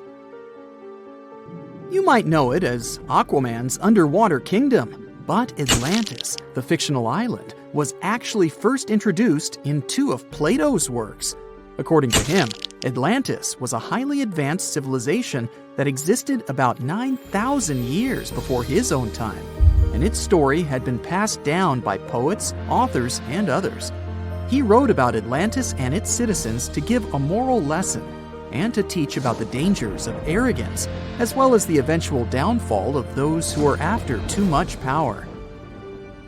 In his dialogues, Plato stated that Atlantis was a great and powerful empire that was respected in all parts of the world. It was founded by beings who were half deities and half human, and became a great naval power after a while. Being an island filled with gold, silver, and other precious metals certainly helped their case. But besides that, it was also known for its breathtaking architecture and state-of-the-art technology, as well as its countless rare and exotic wild animals. Atlanteans were proud of their great achievements and the perfection of their civilization, but their excessive pride was going to bring their downfall. They believed they were so superior that they could gain control over any nation. This led them to launch a series of invasions. They conquered many of the Mediterranean lands, but when it was time to enter Athens, Athenians pushed back with an extraordinary force, so the Atlanteans were finally defeated. Plato stated that deities then got angry at Atlanteans because of how wicked, greedy, and immoral they became. So they punished them by sending earthquakes, which caused Atlantis to sink beneath the sea. Although the earliest written records of Atlantis were Plato's works, some people still believed his story to be based on truth and tried to identify the island of Atlantis with actual countries. Some people suggested it may have been located in the Mediterranean Sea, near the coast of Spain or Italy.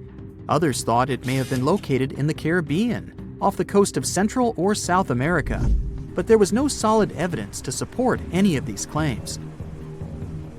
One theory, in particular, seemed more plausible than the others, though.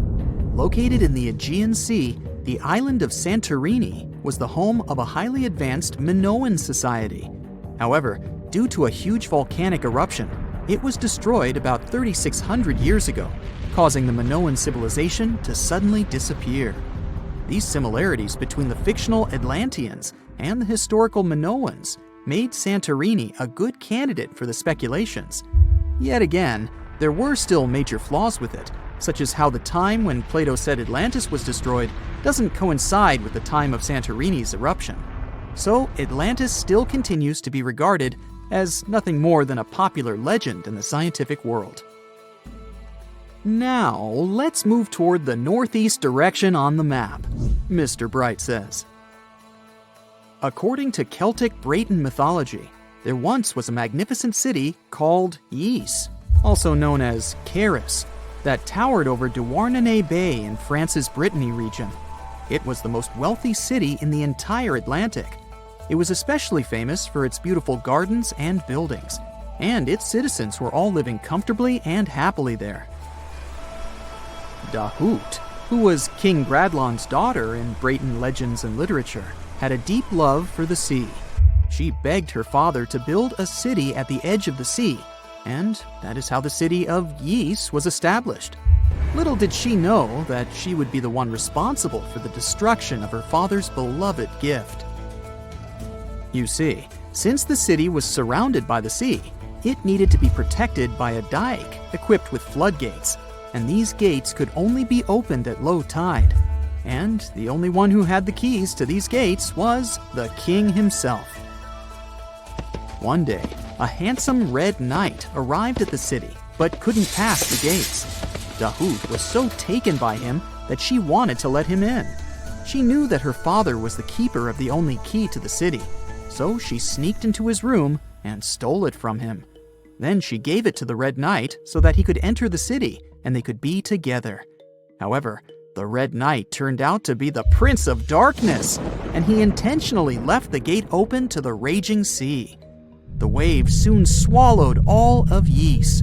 King Bradlon was able to escape on his magical horse, but Dahut couldn't. She turned into an evil mermaid who lured sailors into the sea.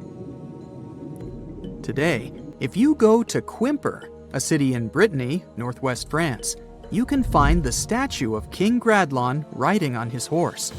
Although the city of Ys is a legend, Brittany coast locals believe that on the days when the waters are calm, you can still hear the tolls of the city bells deep under the sea, if you listen carefully.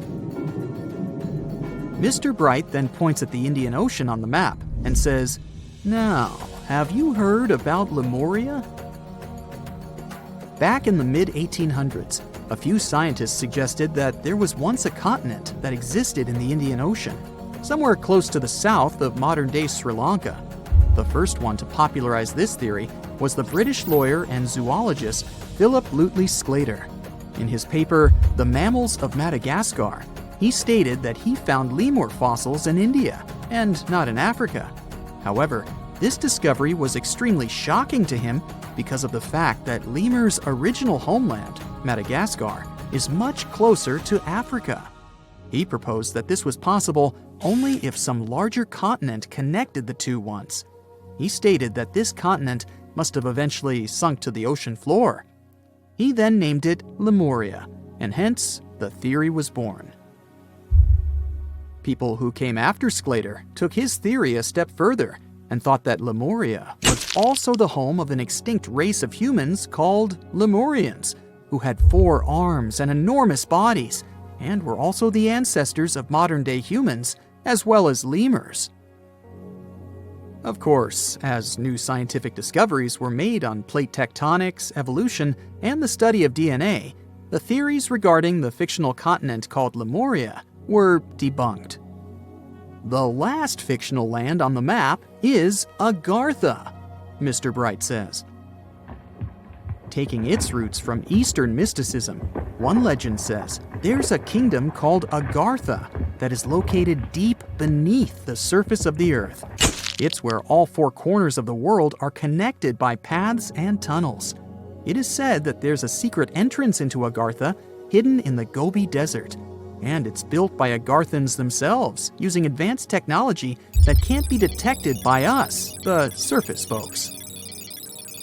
According to some beliefs, Agartha exists to counterbalance the energies of those who live above the surface.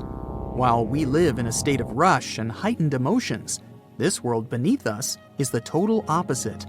Some even say that those who escaped Atlantis fled here to continue their lives inside the Earth's core.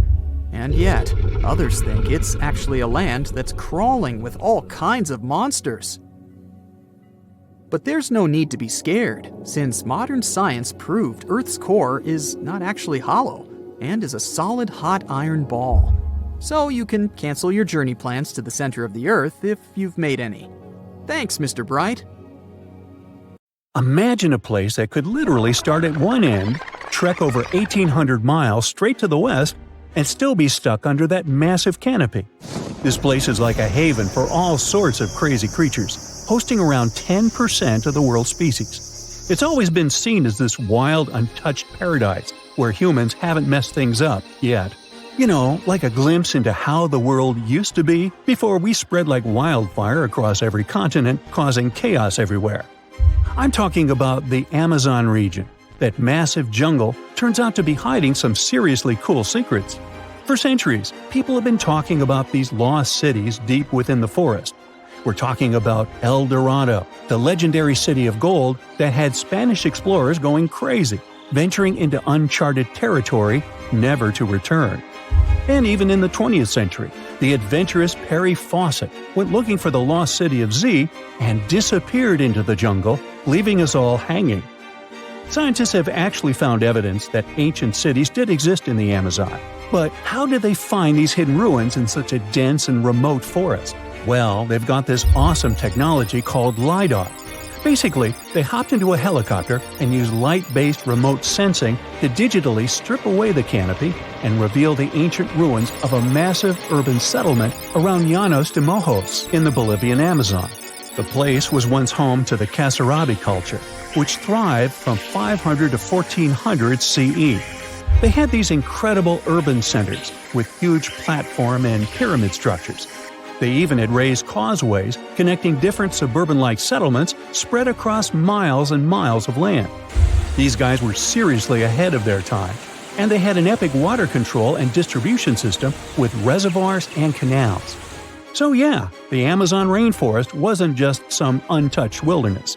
It was actually heavily populated and even urbanized for centuries before recorded history of the region began. But the thing is, a bunch of people turned a blind eye to the fact that there were actually some pretty cool architectural sites lurking around here that totally deserve some exploring. Scientists predict that in the next 10 to 20 years, we're going to uncover a ton of these cities, and some might even be bigger than the ones we're talking about here. Michael Heckenberger, an anthropologist with the University of Florida, points out that we've seen some similar settlement features, like moats and causeways, in other parts of the ancient Amazon. This new research reveals something totally mind-blowing. Past examples of urbanism in the Amazon were more like groups of villages connected together, not quite what we'd call urban. You see, they were missing those fancy larger centers with their grand architecture and stuff. But guess what? Llanos de Mojos has got them. This place is the real deal when it comes to a fully urbanized Amazonian landscape. So, in the Llanos de Mojos region, a bunch of ancient settlements have been found. These were home to the Kasarabi people, who were all about hunting, fishing, and farming maize. We're talking about hundreds of sites, spread across 1,700 square miles. But these sites were so remote and hidden in the tropical forest that it was like trying to find a proverbial needle in a haystack. A team of archaeologists weren't going to let that stop them, though. They decided to take to the skies and use some fancy LiDAR mapping technology.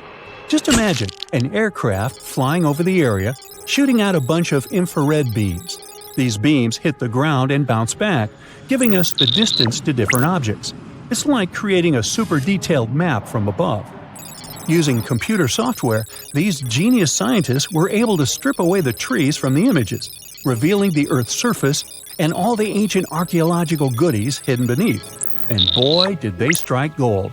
They found a whopping 26 unique sites, including 11 that nobody even knew existed before. So what about these 26 super cool sites? Among them, we've got Landivar and Kotoka, which are like these huge urban centers. And get this, we already knew they existed, but the new maps revealed they cover 1.5 and 1/2 square miles respectively. These centers are surrounded by moat and rampart fortifications, like something out of a medieval castle. And they've got all sorts of crazy stuff inside. We're talking artificial terraces, massive earthen platform buildings, and pyramids that reach over 70 feet tall. All these epic buildings are actually facing the north-northwest. It's like they were trying to align themselves with the cosmos or something. This kind of cosmic worldview can be found in other ancient sites in the Amazon too. Now, let's take a bird's-eye view and strip away all those pesky trees. We can see these two centers in all their glory, and they're actually connected to a whole network of settlements through a bunch of causeways. Picture it like spokes on a wheel, stretching out for miles. Canals also stretch out from these main centers and connect to rivers and Laguna San Jose. It's like they had their own water delivery system going on. These ancient guys totally reshaped the whole landscape with their crazy cosmology. The only bummer is that their impressive architecture was made from mud brick. While it looked amazing back then, it just wasn't as durable as the limestone used by the Maya. What happened to the Kasarabi and their settlements is still a big mystery. But based on dating at the sites, it looked like they disappeared around 1400 CE, way before Europeans arrived in the Amazon. One theory is that a massive drought hit the region and messed everything up. The researchers found these massive water reservoirs at various sites, which is pretty interesting, considering how rainy the Amazon is known to be. Who knows if they were for drinking water or farming fish and turtles? But hey, severe droughts have happened in the past, and it only takes a couple of bad harvests to make people pack up and move on. What's even more interesting is that these communities thrived in the same area where this guy Fawcett we mentioned before went missing while searching for his lost city of Z. Maybe he was onto something after all. This is how it was. Fawcett stumbled upon this super cool document called Manuscript 512 at the National Library of Brazil. It's believed to have been written by a Portuguese explorer. Now, according to this document, back in 1753, a group of explorers discovered the remains of an ancient city. It had arches, a statue, and even a temple with hieroglyphs. But the document didn't spill the beans on where this city was located. So Fawcett got all hyped up about finding this city and made it his secondary mission after his main goal of finding something called Z. At one point, he had to come back to Britain to run some errands, but in 1920 he decided to give it another shot. Fawcett went on a personal expedition to find the city, but it was unsuccessful. 5 years later, Fawcett, his son Jack, and their buddy Raleigh Rimmel disappeared in the Mato Grosso jungle. Some researchers think that Fawcett might have been influenced by info he got from indigenous folks about this place called Cohicogu. Turns out Cohicogu was discovered by Westerners in 1925, and it had the ruins of 20 towns and villages. Up to 50,000 people might have lived here. And get this, the discovery of other earthworks in southern Amazonia totally supports Fawcett's theory. In 2005, an American journalist wrote an article about Fawcett's crazy expeditions and discoveries. He called it The Lost City of Z. Catchy, right? Well, in 2009, he turned that article into a book with the same name. And in 2016, the super talented writer-director James Gray made it into a movie. Now, here's where things get a bit sad. The Amazon region is changing rapidly. Farming, ranching, and energy production are changing this incredible place. And guess what? Those untouched areas with ancient relics won't stay untouched for long. It's a race against time to document and preserve what's left of our past before it's lost forever. Listen to this. Neanderthal fiber technology. Nope, I'm not joking. The concept is real. In 2020, a team of scientists published a paper that redefined the way we saw our closest ancestors. A find in France changed archaeology forever, and it wasn't the first time something like this had happened. But let me start from the beginning. Neanderthals. For a long time, they fit the image of the typical cavemen. If you are now thinking of someone like Fred Flintstone, you wouldn't be much wrong. What was the reason behind this stereotype? When did we start believing that Neanderthals were not the brightest tools in the shed of evolution? In comes William King, a 19th century British geologist. He was the man who named the Neanderthals.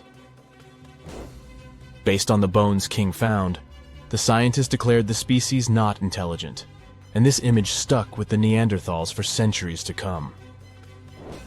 But a piece of string, just 1/4 inch long, changed everything. A small, dry river valley, Abri du Maras, was the place of the great find. Archaeologists unearthed a cord fragment next to a stone tool. Such twisted fibers could have been used for everything from making clothes to fishing nets. In prehistory, this was some advanced tech, and the Neanderthals seemed to have mastered it. Scientists already knew that these early humans made tar from birch bark, and that they produced shell beads. There's even evidence of Neanderthal art. They were definitely not primitive. The string section and similar finds are changing the way we perceive our ancestors.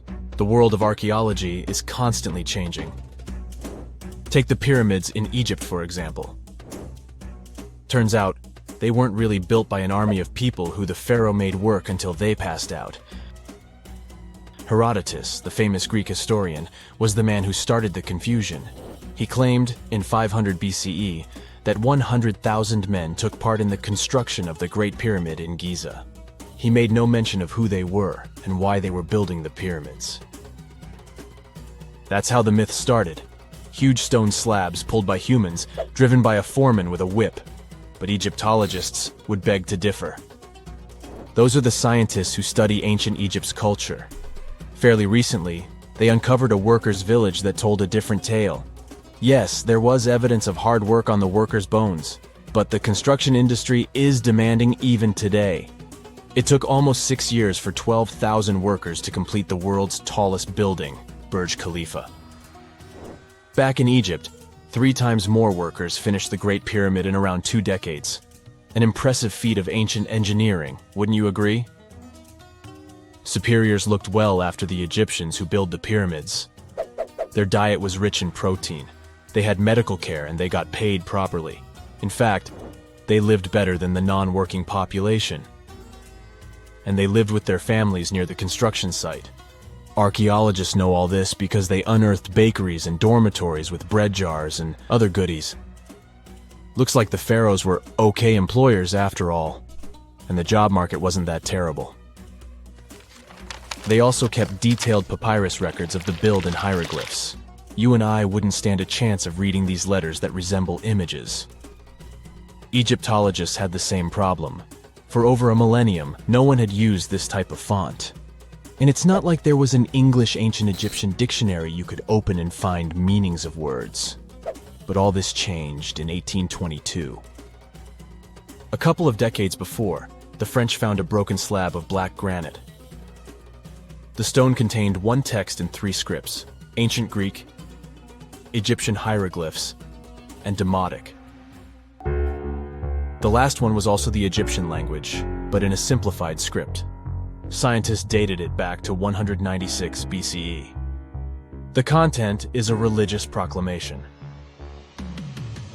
A French philologist and Orientalist, Jean-François Champollion, was the first one to crack the code. You see, people haven't forgotten ancient Greek letters. The Frenchman successfully matched the Greek letters with the ones in the Egyptian script. And voila, we were finally able to read hieroglyphs. The name of the piece of granite that made it all possible was the Rosetta Stone. The importance of its discovery went beyond archaeology. The word Rosetta Stone even entered the English dictionary. It represents a discovery that helps people understand an enigma that has been puzzling them for a long time. There are similar games. A symbol is attached to a particular message. Then you have to decode the message by replacing the symbol with a corresponding letter. In a nutshell, this is what scientists did with the Rosetta Stone more than 2 centuries ago. Do you know what is the oldest deciphered language in Europe? It has an unattractive name, Linear B. The script belongs to the Mycenaean Greek language. It predates the ancient Greek alphabet by several centuries. You can easily guess which script it is descended from.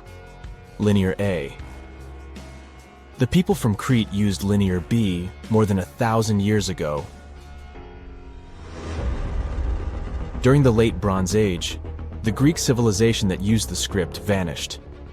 There was no one who could read Linear B, and more importantly, no one knew it existed in the first place. This was about to change during the first years of the 20th century. A British archaeologist by the name of Sir Arthur Evans excavated a vast palace complex at Knossos, Crete, Greece.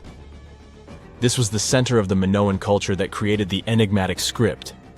The palace boasted some 1,300 rooms. They had colorful paintings of dolphins, griffins, and bulls. All of these captivated the archaeologists' imagination. But their biggest find was at first overlooked: thousands of slabs of baked clay. The fire that brought down the palace helped preserve the tablets. It was impossible to read the slabs, though. They were written in an unknown language. The scientific community had to wait for another half a century before Michael Ventris cracked the code. He was an English architect and cryptographer. Ventris studied Greek and Latin. While attending the famous archaeologist lecture, the young man decided to solve the puzzle of Linear B once and for all. He managed to do so in 1952. One of Ventris's most amazing discoveries was that the script was an archaic form of Greek.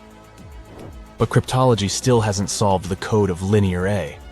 This writing system will remain a mystery until a motivated young person like Michael Ventris comes along. They wouldn't have to be a professional archaeologist. Basil Brown certainly wasn't. Yet in 1939 he discovered the richest early medieval tomb in Europe. This happened in Sutton Hoo in the southeast of England. This wasn't an ordinary tomb made out of stone. It was a full-size ship, 3 times as long as a London double-decker bus. And that's not all. Apart from its main purpose, the ship was full of riches. Deluxe hanging bowls, feasting vessels, gold and dress accessories, and luxurious textiles were just some of the treasures found. Archaeologists were also amazed by the silverware from distant Byzantium. You probably know this city as Istanbul, Turkey. Even in our age, it's several days' drive from Sutton Hoo. Just imagine how much time and money it cost to import a silver plate in the 7th century. That's when the ship went down, according to archaeologists. The English couldn't have done it. At that time, there was no England. The people living in the British Isles at the time were the Anglo-Saxons. Perhaps the ship from the grassy mounds in Suffolk belonged to one of their kings? We will never know. The local acidic soil did away with any possible evidence, or no one laid there in the first place. It could have been a cenotaph, which is a monument constructed to honor an important person. The archaeologists still don't have a definite answer. But what they have found at Sutton Hoo shed light on the Dark Ages. Before the discovery of the ship, they knew little about what had been going on in Britain after the Romans left.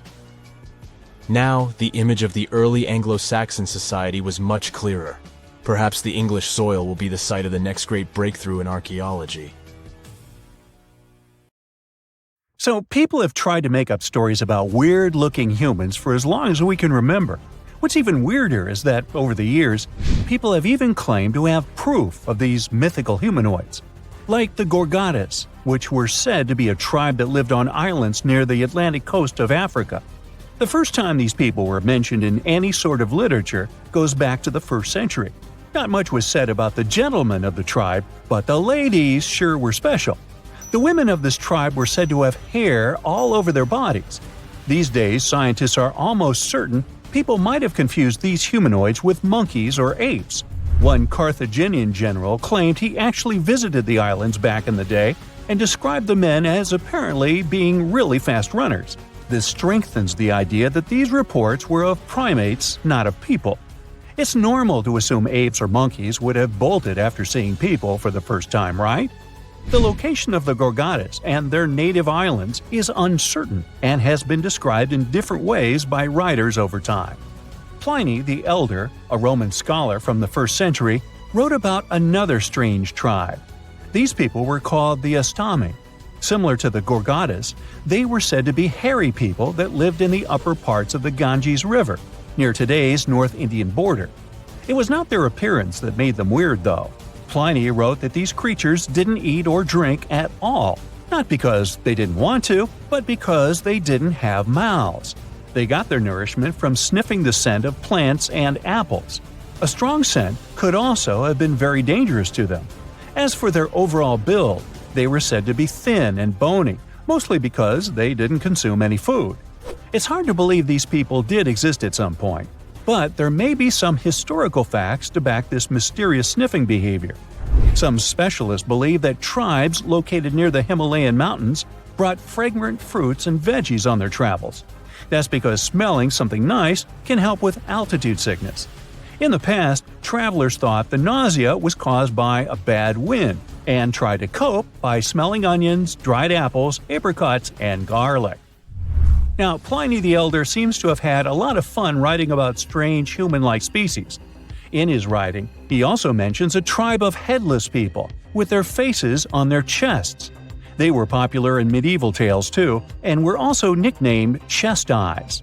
They were said to live in mountainous and wooded areas of North Africa, surrounded by wild animals such as lions, elephants, and snakes.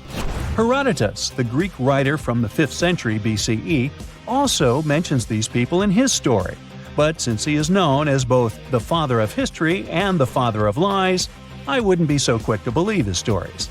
As with many other myths surrounding mythical creatures, there is some truth to these descriptions. People that travel through the desert, like the Tuareg people, traditionally wear clothing that covers them completely, with spaces in the fabric just for their eyes and nose. It's because of this tradition where they believe it protects them from spirits while they're crossing the desert. It's no wonder these outfits might have misled the ancient writers into thinking these people were headless. This next mythical group was like the basset hounds of people, not because they had a good sense of smell or because they snored on the couch the whole day, but because they had ears so long they could cover their entire bodies at night. They were called the Panati and were said to be a tribe of giant-eared people from some unknown cold islands. They slept inside their big ears, and some said they could even help these people fly. Then there are the stories about weird monopods. You might have already guessed what those looked like. The monopods were creatures in ancient mythology that had just one big foot. The word monopod translates to 1 foot in Greek. They were also called skiapod, which means shadow foot. That's because, according to some accounts, These people had feet so large they could use them as umbrellas to help them hide from the sun. They would simply lay on their backs with their foot up in case they were ever caught in the scorching heat. Never mind about the foot burn. They were first mentioned in a play in 414 BCE.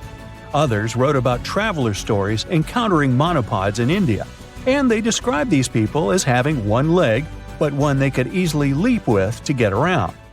No list of strange, human-like creatures would be complete without mermaids. They're described as mythical beings who live in the sea and are usually depicted as having a woman's upper body and a fish's tail below the waist. In different cultures, the mermaid represents either life and fertility or danger and destruction. The earliest known mermaid legend dates back to around 1000 BCE. In this story, the spirit, Archaeologists, wanted to live in the sea, but her peers would not allow her to give up on her beautiful features. So they opted for that half-human, half-fish appearance.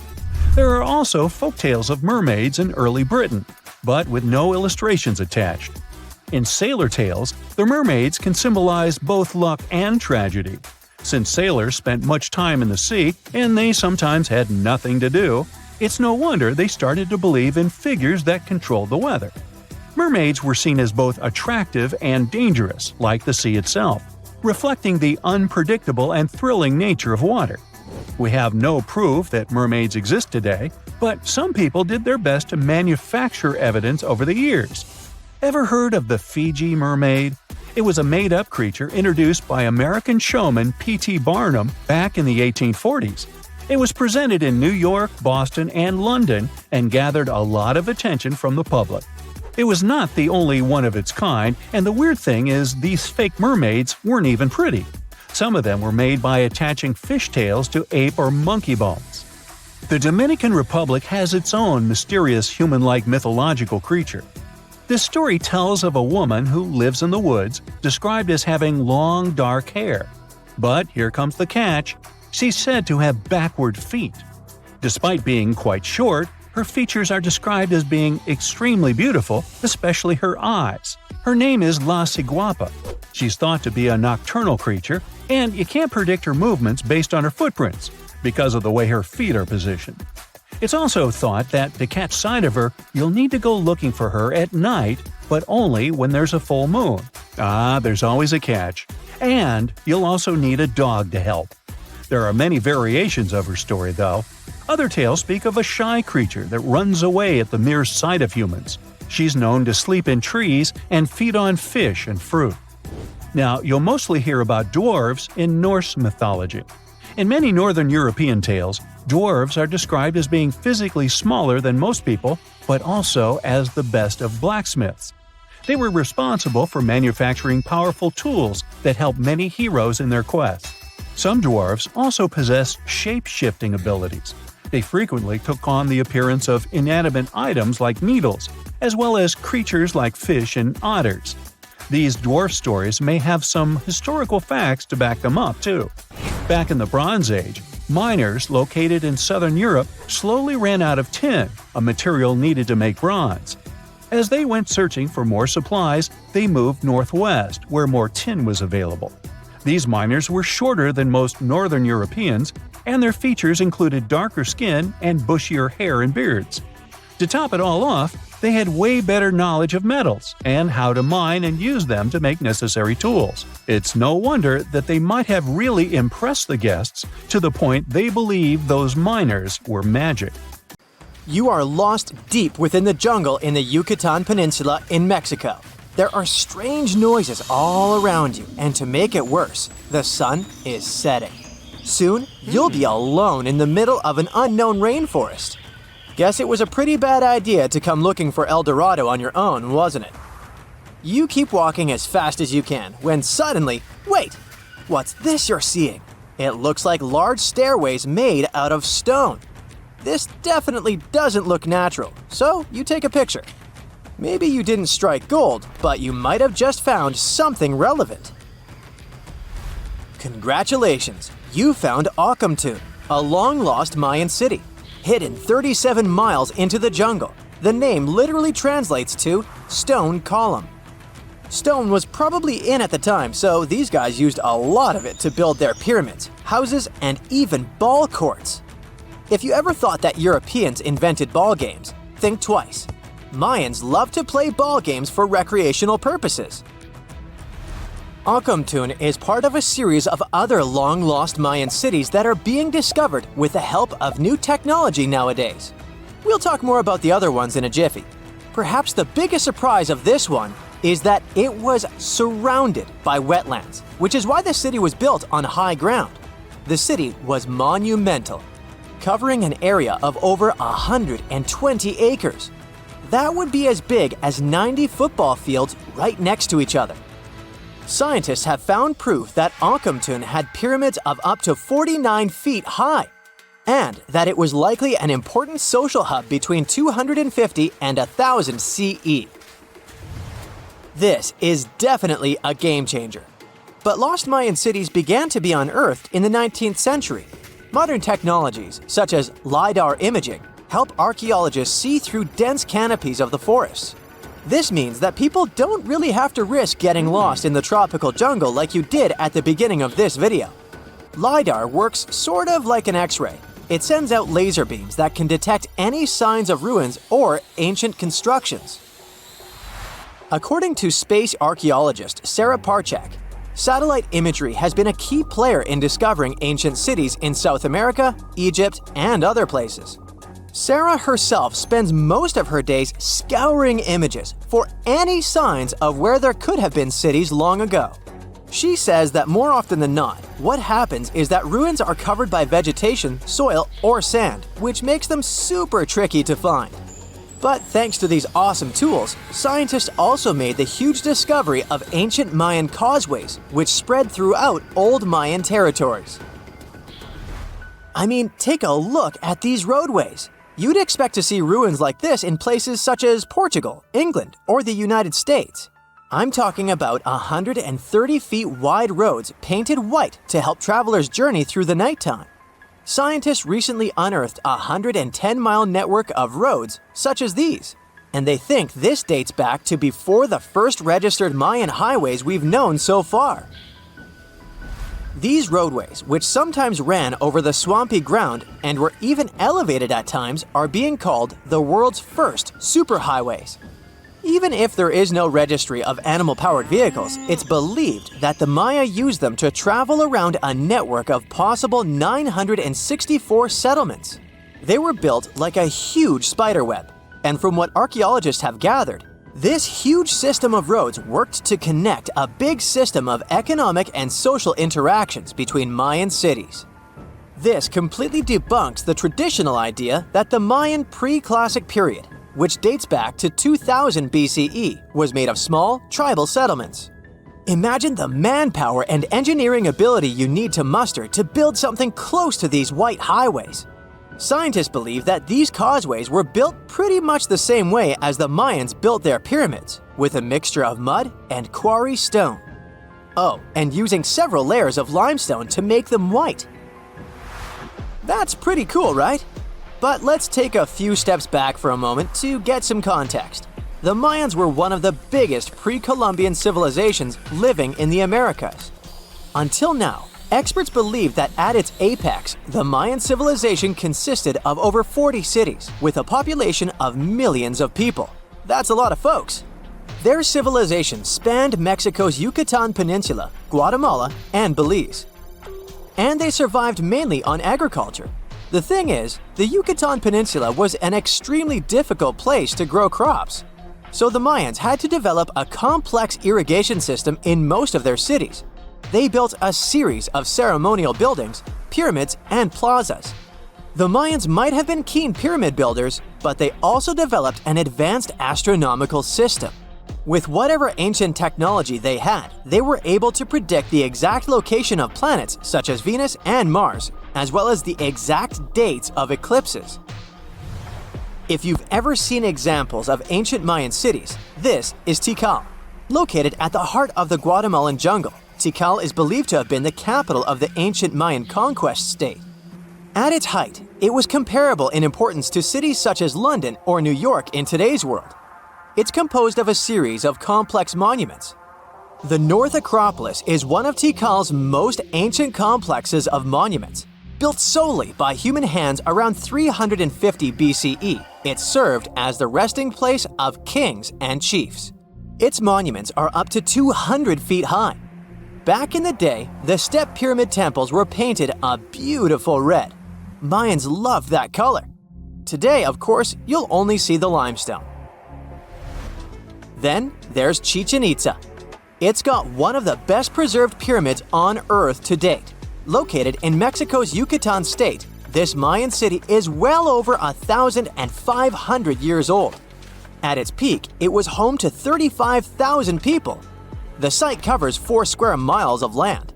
The highlight is El Castillo, a tremendous step-like temple standing 80 feet above ground. Its most peculiar feature is that it has 91 steps up each of its 4 sides, including the upper platform, which makes for 365 steps, the same number of days as the solar year.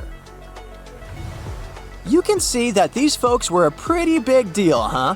That's why nobody can really understand what happened to them. There's a big lack of evidence on the decline of this almighty empire. What could have been the cause of their demise? Was it a drought? New research in 2017 did bring some new discoveries into the mix. Using data from a site at Ceibal, located at southwest of Tikal, scientists analyzed radiocarbon data from ceramics and archaeological excavations to extract new information about the unexpected demise of this great civilization. The information shows that instead of a sudden collapse, the Mayans most likely fell in waves of social instability and political crises. These events are believed to have deteriorated Mayan city centers and began causing the dispersion of the Mayan population. It's hard to pinpoint the exact causes, though. But hey, recent discoveries are shedding a big light on humanity's past. Not only about the Mayan Empire, but about other long-lost civilizations of South America. A major recent discovery in Brazil was done using satellite imaging technology and is also shocking scientists. Some images from near the Xingu River, also in the Amazon, suggest that cities of millions of people might have existed inside the jungle, way before our modern civilization ever existed. I mean, if this doesn't shock you, I don't know what will.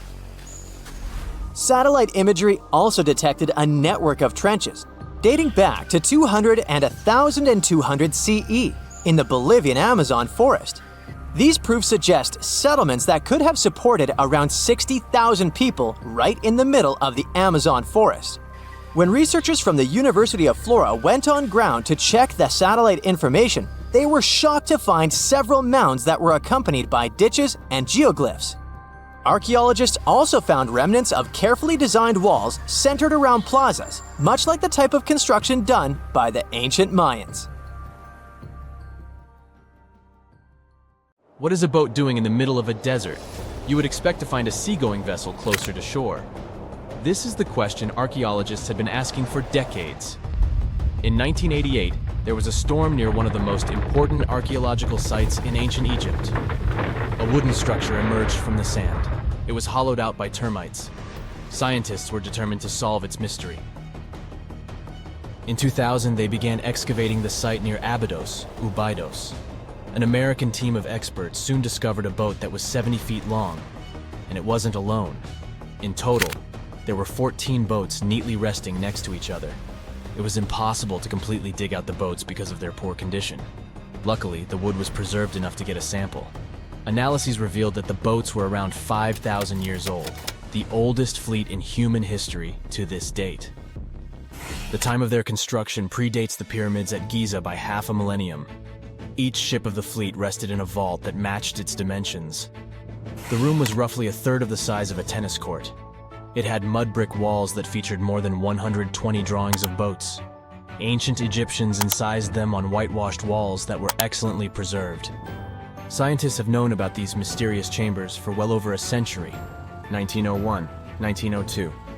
A British archaeologist, Arthur Weigel, stumbled upon a strange structure west of the River Nile. His team caught a glimpse of the interior walls. Sadly, a section of the roof collapsed, so they had to call off further exploration. Researchers abandoned the site, but its location remained on the maps. The boat's position first led scientists to think that they rested on a bank of the mighty Nile. But there was a problem with this theory. Today, the river flows almost 7 miles west of Abydos. Further studies of the surrounding terrain showed the Nile didn't change its course throughout history. Also, if the boats floated near a dock, they would be in unstable positions. The 14 vessels at Abydos were perfectly parallel to each other. There was only one conclusion possible. Someone had deliberately placed them like that. They must have gone through a lot of effort. Each boat had enough room for up to 30 rowers. These vessels could really float.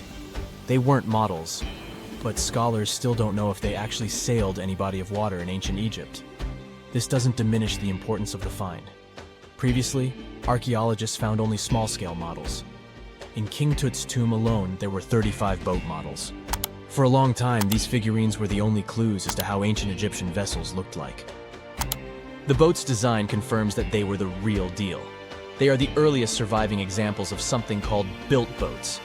Ancient people constructed primitive vessels by hollowing out large tree trunks. The alternative was reed that was tied together to form a raft. The boats at Abydos had planks tied together. This was a major breakthrough in shipbuilding. During their lifetime, the boats must have seemed impressive. Timber was a valuable commodity at the time. There was no wood in the desert.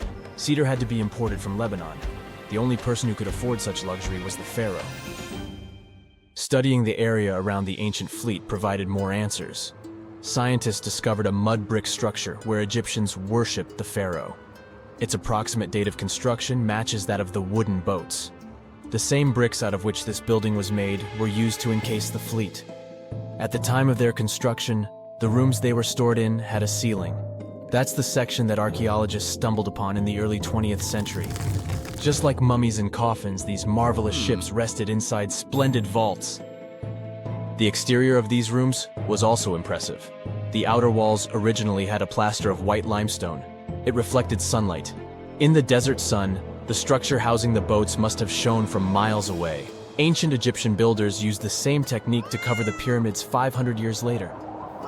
Today, their surface looks jagged, but it wasn't always like this.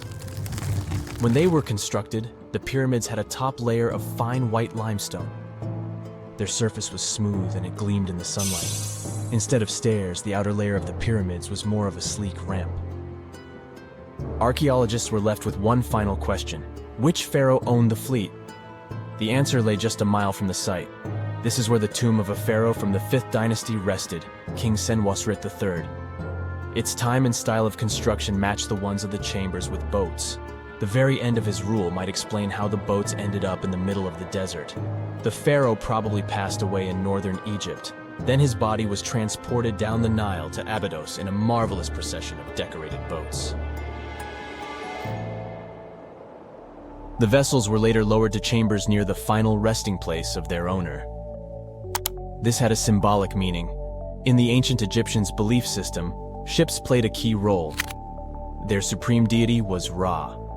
He traveled through the sky during the day in the form of the sun. At nighttime, he sailed through the netherworld in a solar boat. The pharaoh identified himself with Ra. That's why he needed boats in the afterlife. That was the only way to regenerate himself. Just as the sun rises every day above the horizon. This belief existed for thousands of years. The more famous Pharaoh Khufu also had a ship. Scientists found it in 1954 next to his pyramid at Giza. It is some 4 centuries younger than the fleet at Abydos, but Khufu's ship was almost 2 times longer. The Great Pyramid of Giza and King Tut's tomb are some of the most famous archaeological finds in Egypt. But there are many more secrets hiding beneath the endless sands of the Sahara Desert. Recently, 2020, archaeologists found a lost city there. They have labeled it as the most important discovery since King Tut's tomb, 1922. The city of Aten is some 3,000 years old. Historians hope it will give them a unique insight into the everyday life of ancient Egyptians. The famous archaeologist and Egyptologist Zahi Hawass proclaimed the site a lost golden city. Aten sits some 300 miles south of Egypt's capital, Cairo. It is close to the famous Valley of the Kings. Archaeologists first found sections of mud brick walls that spread out in all directions. They discovered complete rooms with tools of everyday life inside. The research team unearthed a bakery, a residential neighborhood, and an administrative district. They all date back to the time when the Egyptian civilization was the wealthiest in its long history. They were also the first to make objects from iron. In 1911, scientists found a set of iron beads near a village in Lower Egypt, El Girza. These are the earliest known iron artifacts. The discovery is literally out of this world. Ancient people made them by beating into shape a piece of a meteorite. The 9 beads were once part of an ornate necklace. They are now blackened and corroded, which is perfectly normal for a piece of jewelry that is over 5,000 years old. They consist of an iron-nickel alloy. Researchers were impressed by the skill of ancient jewelers who processed the beads. Their craftsmanship is more impressive when you think that they didn't know the stellar origins of the material.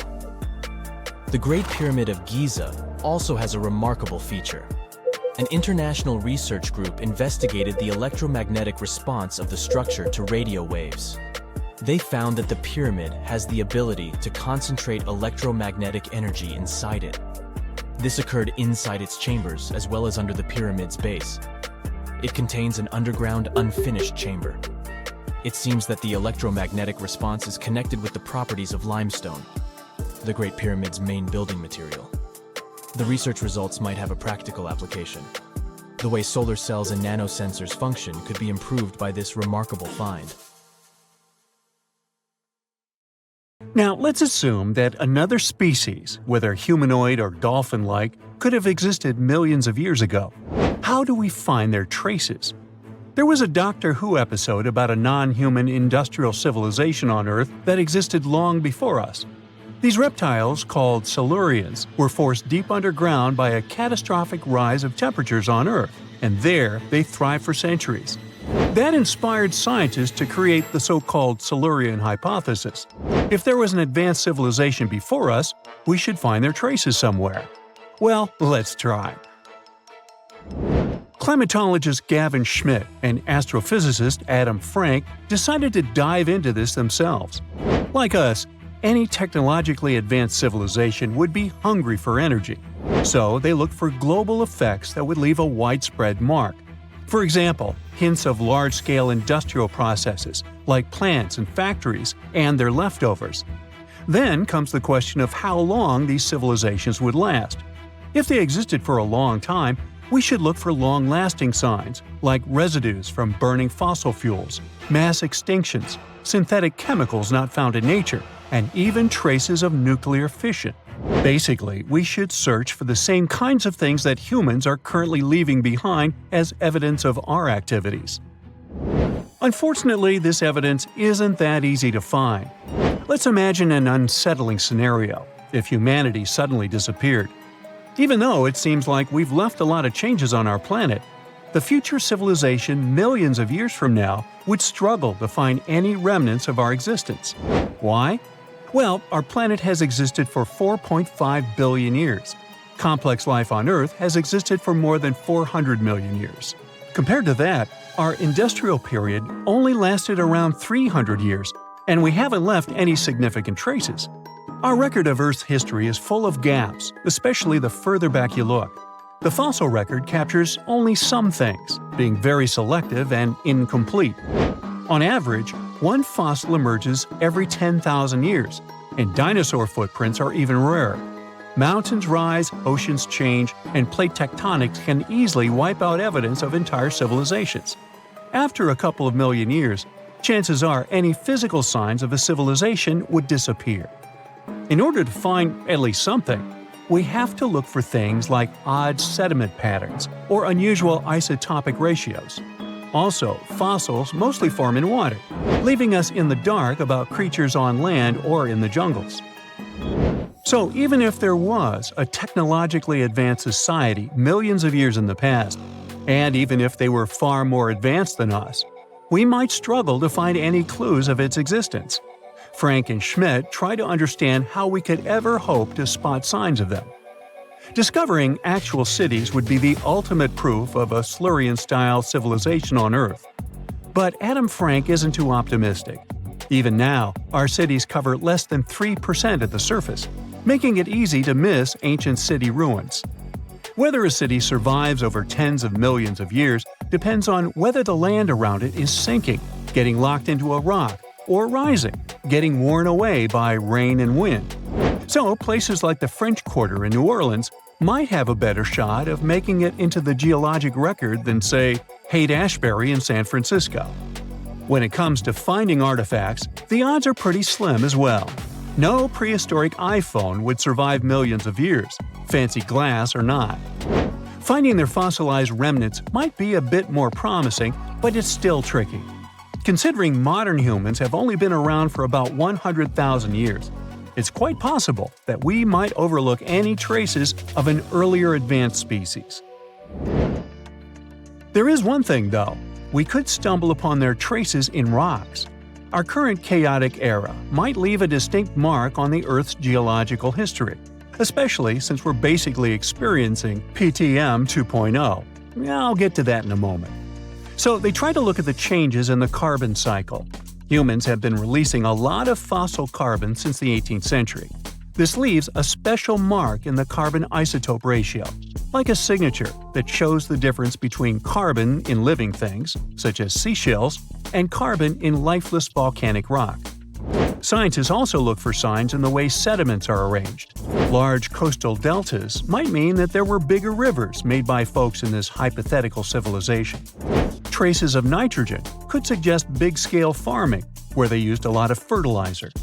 Spikes in metal levels in the sediment could mean runoff from heavy industries. Of course, a single find like that wouldn't tell us anything. Schmidt says the key is to look for multiple signs together. Without clear artifacts, the uniqueness of an event might show in various clues rather than a set of changes linked to a single cause. On a quest for Silurian-style clues, scientists even decided to check the Moon. Some astronomers find it surprising that no one has looked into this before. They even joked about the possibility of dinosaurs building rockets and leaving traces on the Moon or other celestial bodies. These astronomers think that Earth-like planets tend to erase signs of civilizations on their surfaces. So they're exploring the wild notion that these beings might have been space travelers. In that case, remnants of their technology, known as technosignatures, could be lurking not only on our Moon, but also on asteroids, or even buried on Mars.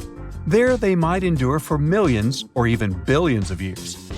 Unfortunately, so far, despite digging into the past 380 million years and examining all suspicious events, the researchers haven't found a clear match for a technological civilization. They don't give up, though. Frank calls for more investigation. For example, we could study how modern industrial chemicals stick around in ocean sediments. This, he believes, could help us identify similar chemical traces in the Earth's history. If there are no traces, why do we even bother to find something like that?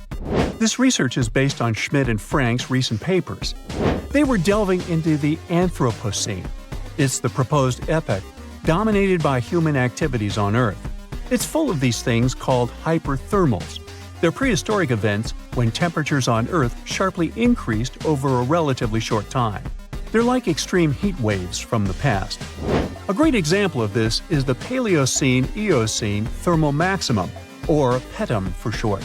It happened around 55.5 million years ago and saw a rapid rise in global temperatures. Over 200,000 years, the average temperature on Earth jumped from about 9 to 14 degrees Fahrenheit. We studied these hyperthermals to understand how they occurred, from natural causes or human activities. So, these hyperthermals sparked the genesis of Frank and Schmidt's research. To study them, scientists started examining chemical signals and tracers left in rocks. When doing that, Schmidt and Frank uncovered some eerie parallels between all the climate issues we have today and past periods of rapid temperature shifts. There's a close similarity between the PETM and other hyperthermal events. So all this work isn't just about solving a historical mystery. Understanding our impact on the environment can guide us to finding better ways to live in harmony with the planet and avoid becoming a forgotten species in the future. Our Milky Way is filled with lots of planets that could be just right for life, but we don't know if there are other civilizations out there. Earth is the only place we know of with living beings. About 200 years ago, people wondered if there might be civilizations on Mars. Back then, it was a real question. But once we got pictures from space probes, we decided there wasn't any evidence for it, and that idea got stuck in our minds. Now, it's not even considered a valid topic for serious science. It's seen as kind of silly. But no one has set clear limits on what could have happened on our own planet a really long time ago. So, even if there is no proof, we shouldn't throw away the possibility. Don't forget, it took humanity a while to recognize dinosaurs. Maybe Silurians are just patiently waiting for their time. Welcome to Rapa Nui, better known as Easter Island. It's a tiny speck in the vast Pacific Ocean, 2,200 miles away from the coast of Chile. This island is most famous for its eerie moai statues. This place is also home to one of the most mysterious writing systems in the world, called Ronga Ronga. We found it on 27 small wooden tablets. For years, historians have been arguing about the true history of these tablets, and now we might have found the truth. Humans first set foot on this island in the 12th century. For many years, it was home to the Rapa Nui people. They were pretty isolated out there in the Pacific Ocean until Europeans arrived in the 1720s. Europeans brought with them lots of troubles, leaving only a small fraction of the native population alive. Later in the 19th century, a missionary, Eugene Iro, went to the island and discovered the wooden tablets with intricate symbols carved on them. He wrote how marvelous they are, but there are hundreds of them on the island, and that they can be found in every household. But unfortunately, not all of them survive to this day. We've only got 27 of them. Some of them were heavily weathered, burned, or otherwise damaged, and now they're scattered all over the world in museums and private collections. Some of the language's artifacts were carted off to Tahiti and then to Europe by Europeans, leaving none behind on Easter Island itself. The 4 sacred tablets found their home in a congregation in Rome. They were the ones used in the recent discovery. For years, historians have been arguing whether this writing system was made up by the islanders themselves or they borrowed it from Europeans. To find the truth, they decided to use a technique called radiocarbon dating. All organic materials like wood, charcoal, and so on contain a tiny amount of a radioactive form of carbon called carbon-14. When life comes to an end, things stop taking in carbon-14, and the amount they had starts to decay over time. By measuring how much carbon-14 is left in a sample, we can assume how old this sample is. This is how we learn the age of many fossils and artifacts. So, they looked at the age of some Ronga Ronga tablets. 3 of them were crafted from trees grown in the 18th or 19th century, which aligns with the arrival of Europeans. However, one of them is older than the Europeans' first visit to the island. There are 2 reasons to believe that Rapa Nui people created this writing system themselves. First, Ronga Ronga works differently from European languages. Decoding it is a pretty hard task. Unlike English, this language boasts over 400 unique glyphs, none of which resemble any known writing system. There were many attempts to decipher this language, and none of them were successful so far. And second, one of the tablets is shown to be from around the 15th century, before the Europeans arrived. The problem is that radiocarbon dating can only tell us when the wood the tablet was made from was cut down, not when the writing was put on it. And since we've only got one tablet to go by, this isn't enough to be completely sure. On the other hand, why and where would they preserve cut wood for over 200 years just to grab it and write something on it one day? But anthropologists and historians say that it's possible. Scarce wood resources might have led the islanders to reuse old driftwood, which could be centuries older than the writing itself. This is known as the old wood problem in archaeology. Plus, the tablet looks very preserved. It was maintained to protect it from wood-damaging insects, humidity, and so on. That's why it survived over the centuries. Whatever is written on it, it was probably important for the Rapa Nui people. Now, all of these are guesses and clues, but scientists are cautiously optimistic. They believe that ronga-ronga could be one of the rare instances of independent writing invention, like those of the Sumerians or the Egyptians. But we need more evidence. In the Rapa Nui language, rogo-rogo means to recite or to declaim. Not everyone could write, only a select few. Probably only the elite of Easter Island, mostly men, knew and could read this written language. After colonization, none of them survived. So now we have to rack our brains trying to figure out what's written here. First, scholars can't agree on what type of script it is. We aren't even sure that this was their language. But even if it was, we don't know whether it's a primitive form of writing or a fully developed system. In the 1990s, a linguist, Stephen Roger Fisher, believed he might have cracked the code of ronga-ronga structure. His idea was that these tablets conveyed cosmogonies. Cosmogonies are stories or narratives that explain how the universe was created and how natural phenomena came to be. They often come from ancient traditions and cultures, like those found in East Polynesia. The tablets could have talked about things like how the world began, where everything came from, and how different aspects of nature, like the stars or the mountains, were formed. This would also explain why only the wise elite could write. Fisher thought that ronga-ronga is a mix of logographic and semasiographic systems, which means that some symbols represent spoken words, while others represent ideas or concepts. But deciphering them would be very hard because it requires extensive memory and knowing context, because the symbols are more like hints than complete expressions. However, other language experts disagreed with his ideas, saying there were problems with how he put together his theory. Unfortunately, Fisher couldn't prove this hypothesis. Maybe these are just drawings. If we look at the tablets, there are some things that look recognizable: people, animals, plants, and geometric shapes. There are some birds. One of them looks like a frigate bird, which Rapa Nui people associate with the deity Maki Maki. There are also fish, centipedes, and so on, or at least these glyphs look like them. Could it be just art or a form of decoration? Maybe, but there are some problems. The glyphs show a high degree of complexity and structure. They also keep the same style. For example, there are several symbols that show something human-like with a raised hand. The only difference is different heads. As if it wasn't complicated enough, this unique writing style also uses a system known as reverse boustrophodon. This means that each alternate line is flipped upside down, resembling nothing seen elsewhere. We don't know why they would turn the tablet upside down after each line.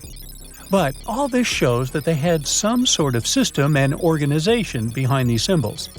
Plus, it seems like they use these tablets every day for some practical purpose. But there's some hope for the future.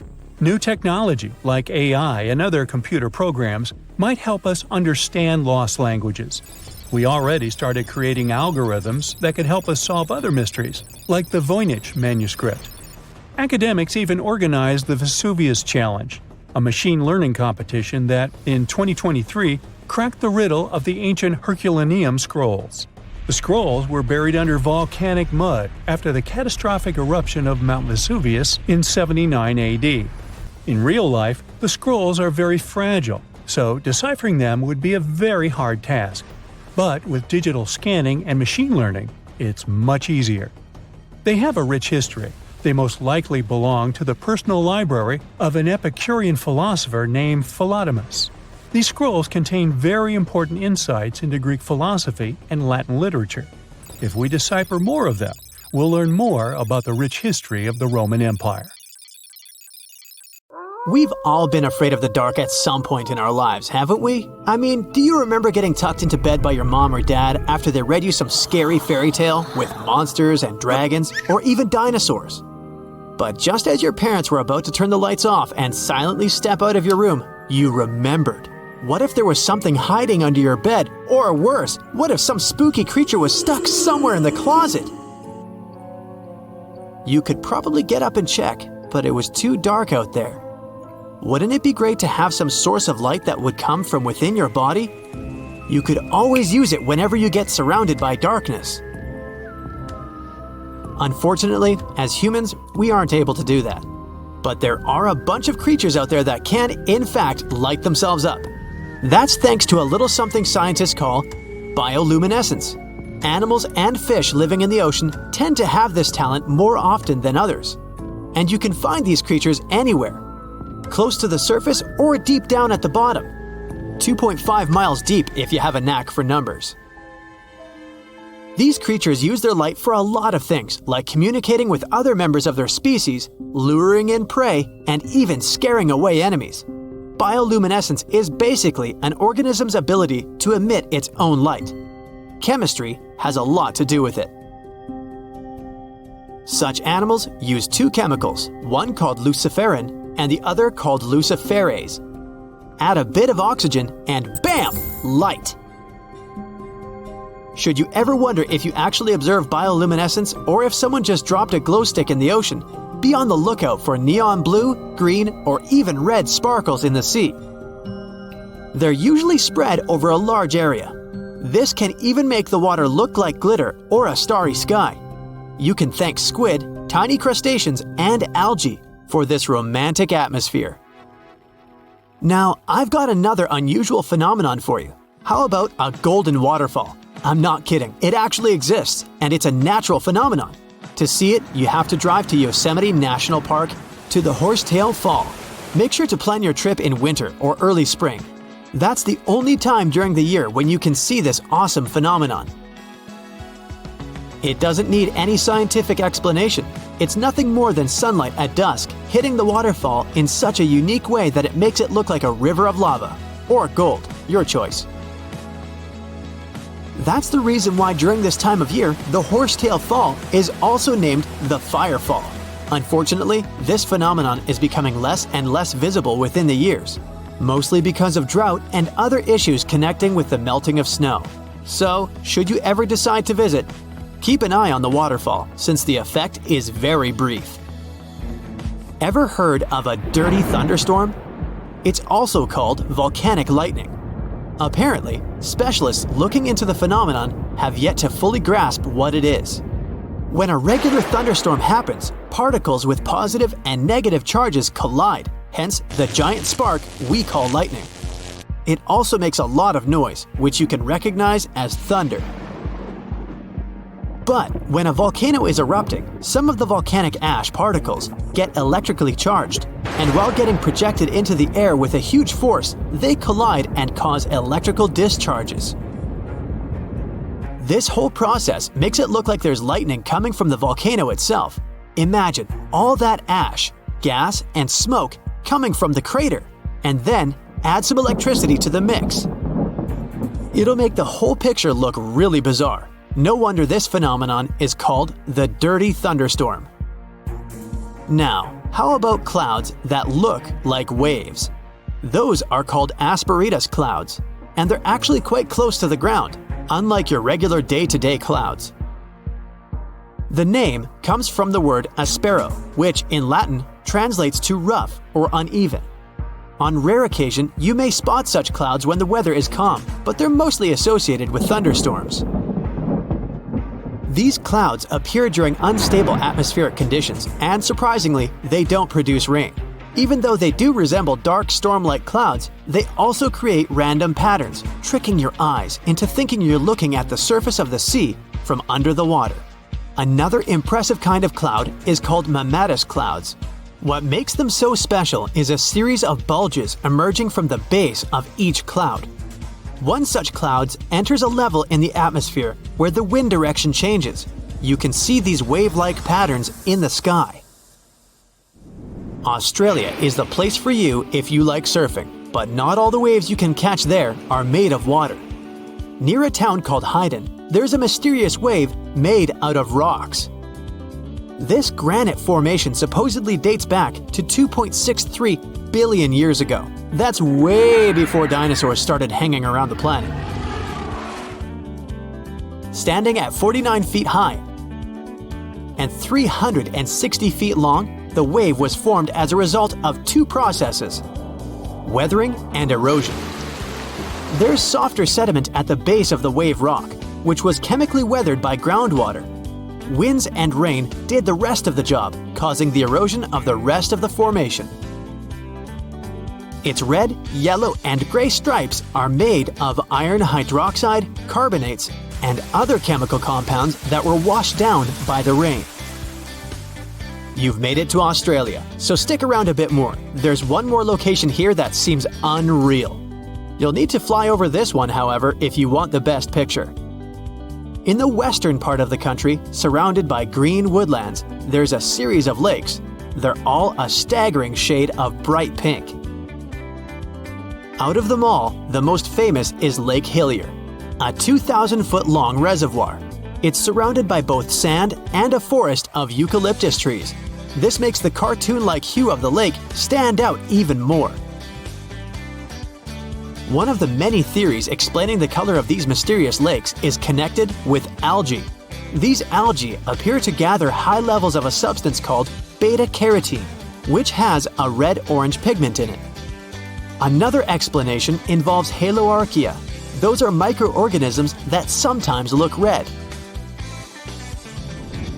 Even if you don't enjoy flying, the lakes are great for taking a swim. They're not toxic, even though they have loads of salt in them. This means you'll be able to stay afloat easily, and the water won't damage your swimsuit. During winter up north in Canada, a bizarre phenomenon happens at Lake Abraham in Alberta. Underneath the frozen surface, you can spot some weird objects that look like frozen jellyfish. It's definitely not the case, as these creepy formations are just frozen methane bubbles. Those are pockets of gas that were trapped underwater and got stuck there after the lake had frozen. They appear when leaves and grass fall into the water and bacteria digest them. This process transforms them into methane. This phenomenon is as beautiful and strange as it is dangerous. The pockets of methane can easily become highly flammable.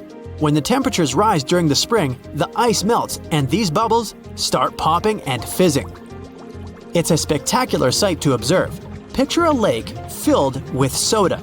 Remember not to bring any source of fire. It can be very dangerous for visitors. You can check out these types of lakes all across Canada's Banff National Park. Nature often tends to make its own music. Just listen to the sound of crickets at night, or the soothing noise of a waterfall. But in Bucks County, Pennsylvania, there's a strange geological phenomenon which takes nature soundtracks to a completely different level. These are called the ringing rocks, and scientists still can't explain their unusual behavior. If you strike these rocks with a heavy object, like a hammer or another rock, the stones will make a ringing sound, as if they were hollow, but they're not. What makes the ringing rocks even more bizarre, apart from the mysterious sound they make, is that no animal wants to hang around there. Even though the rocks are surrounded by a thick forest, scientists haven't managed to trace any animal activity in the area yet. Even more striking is the fact that despite all the trees around the rocks, you won't find any leaves lying on the boulders. What makes these rocks so unappealing for both animals and vegetation is still up for debate. You decided to go scuba diving for the first time. The water is clear and the sun is shining on the seabed.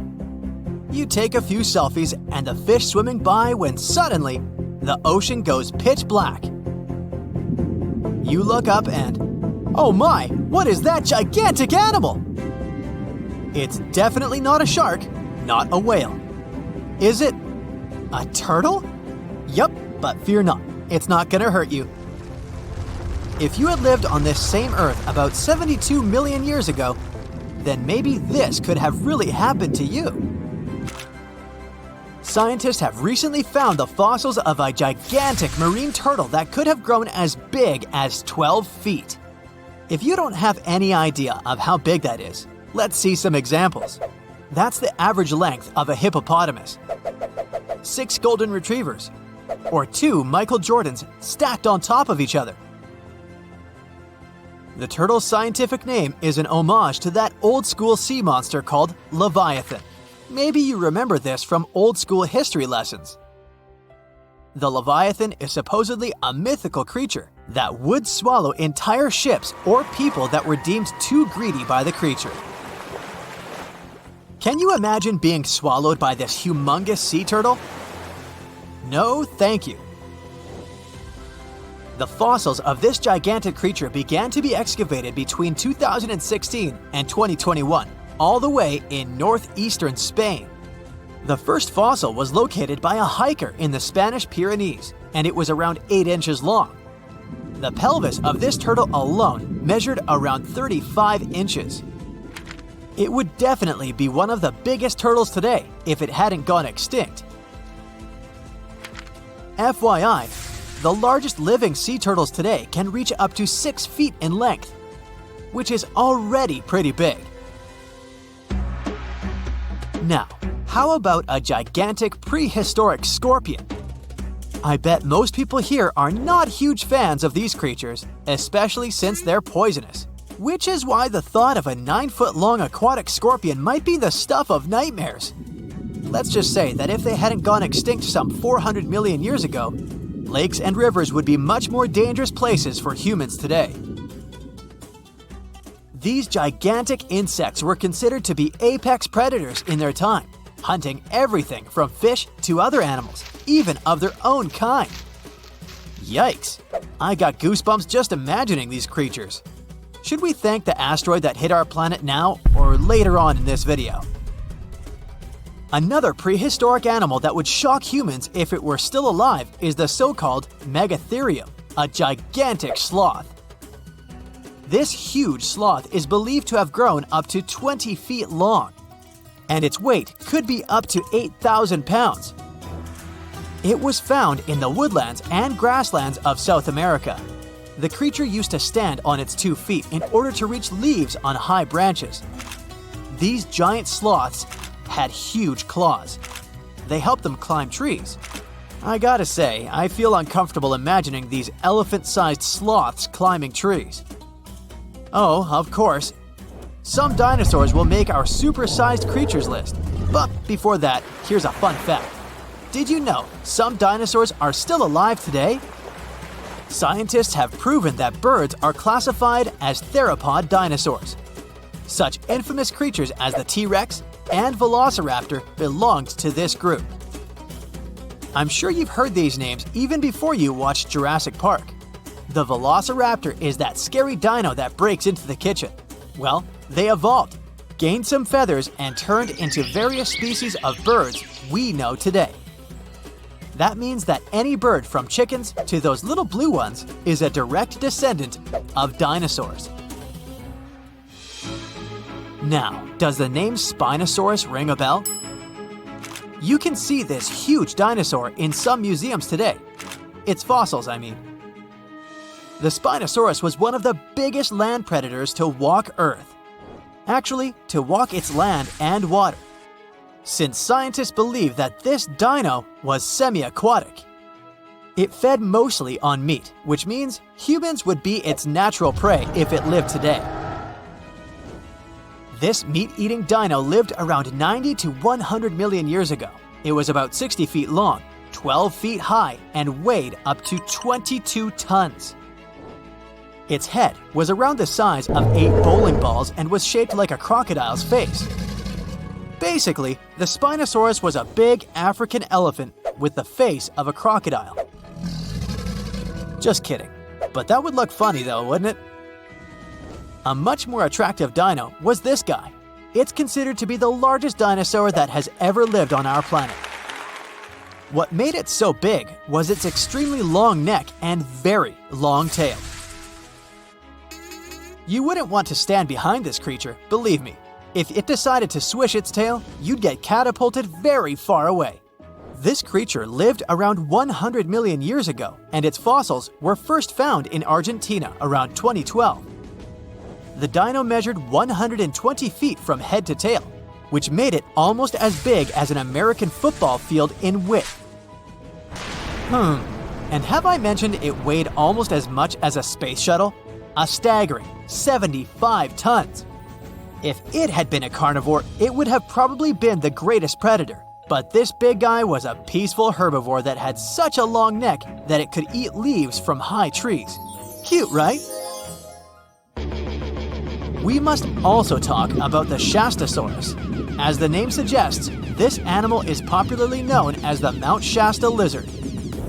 even though it was a marine reptile and probably never set foot on the mountain itself. This dino was usually around 23 feet long, but there was a specific strand of this species that could get as big as 69 feet long, about the size of the great blue whale. This made it the biggest marine reptile to have ever lived. A fun fact about the Shastasaurus is that scientists believe it didn't even have teeth, which means it could only feed on soft-bodied prey, such as squid, for example. The next animal on our list is the blue whale. Believe it or not, the biggest living animal on Earth actually started small. These days, the average mature blue whale can reach up to 100 feet in length and weigh up to 200 tons. That's more or less the weight of 40 elephants put together, or 30 Tyrannosaurus rexes, or 2,670 average-sized people. Blue whales have to eat up to 50 million calories per day to support that body. That's the equivalent of 30,000 Big Macs, just FYI. But blue whales weren't always this big. They actually evolved from a four-legged mammal that lived on Earth around 48 million years ago. Their ancestor was called Pakicetus, and it was only 6 feet long. Here's a fun fact. To be able to live in the water as one does today, the blue whale had to go through some intense adaptations. A blue whale can replace up to 80 to 90% of oxygen in its lungs each time it takes a breath. A human replaces only up to 15% for comparison. It allows these animals to dive for up to 1 hour at a time, down to a staggering depth of 330 feet. Elephants were bound to make the list. Elephants are currently the largest land animals on Earth. They can grow to be about 13 feet tall and weigh up to 7 tons. That's pretty small if we compare it to the other animals that once lived on Earth, right? But if we placed a 6-foot-tall human next to an elephant, we'll see it's not at all that small. African elephants are bigger than their close relatives, Asian elephants, and they have a similar lifespan to humans, up to 70 years. Pokemon might have made us collectively wish that salamanders were real-life dragons, although they're not. They can still be pretty cool, though. There's a giant species of salamander that is known to be the largest living amphibian. They can grow to be as long as a regular-sized human, reaching up to 6 feet. I bet that wouldn't be a pleasant underwater encounter. At some point in its long and very interesting history, our dear planet Earth was sort of snoozing, just doing its planetary thing, spinning around the sun. And then, bam! Life starts getting fancy. Plants and animals start strutting their stuff, showing off their complexity. Fast forward a bit, about 65 million years ago to be exact, and a cosmic disaster strikes. Or at least that's what we presume. An asteroid probably smashed into Earth, wiping out the dinosaurs and other big animals. We can't pinpoint specifics about the asteroid, but we do know that it was extremely large and it crashed into our precious planet, creating a dusty mess that settled everywhere. You can still find remnants of that dust layer in sedimentary rocks today. If you dig beneath it, you'll uncover a whole bunch of fossils. These prehistoric creatures were living it up before the asteroid crashed the party. Think of it as the planet going on a cleaning spree, leaving a bunch of empty spaces waiting to be filled. And guess who took the opportunity? Mammals! These furry little critters were the ones to rise to fame. But why is it that this disaster became such a great opportunity for mammals? It's pretty simple, actually. With no big bullies around, they grew, multiplied, and had a population expanse. All kinds of mammals joined to fill in the blanks. Primates, rodents, basically, the whole furry gang. We're talking about placental mammals, marsupials, and even egg-laying mammals, adding some serious variety to the mix. We like to think of primates as our closest relatives here on Earth. What's their story? Well, around 63 million years ago, just a couple of million years after the dinosaurs' final dance, the primates decided it was time for a family reunion. They split into two groups: the dry-nosed primates, who became the cool monkeys and apes we know today, and the wet-nosed primates, who went off to become lemurs and aye-ayes, hey-hays. The fun didn't stop there. About 58 million years ago, the dry-nosed primates began their own little mission. One special guest called the tarsier, arrived on the scene, featuring big eyes that were perfect for late-night shenanigans. This tarsier took a different path from its primate relatives, embracing its unique niche and evolving separately. To this day, the tarsier is the only primate that feeds exclusively on meat. These little guys have a taste for insects, small birds, rodents, and even lizards. But that's not all that makes them unique. Their eyes are twice the size of their brains. Also, their heads can do a full 180-degree spin, just like an owl. Because of their features, the tarsiers are the true kings and queens of the night. With their superpower of ultrasonic tracking, they can spot their prey instantly. Plus, their legs and feet are like springs ready to launch them into action. They've got this special ankle bone called the tarsus, which gives them those epic leaping skills. Hence the name, if you were wondering. But let's leave these little critters to rest and get back to our story, shall we? About 55 million years ago, the Earth cranked up the heat, literally. This sudden hot pod was a bit too much for many deep ocean dwellers and plants to handle, and they bid their farewells. But hey, every goodbye is an opportunity for something new, right? The oceanic mammals known as cetaceans, saw their chance and took it. They splashed into those empty niches, becoming the rulers of the sea. In this category of creatures, you can find the blue whale and the dolphin. A special primate guest made an appearance around 47 million years ago. Scientists now affectionately call the fossil of such a creature Ida. This little wonder caused quite a stir, initially hailed as the missing link in human evolution. But here's the hilarious part. It turned out Ida was not one of us dry-nosed primates, but a cheeky wet-nosed one. Moving forward to 40 million years ago. This is when another big event happened in the primate world.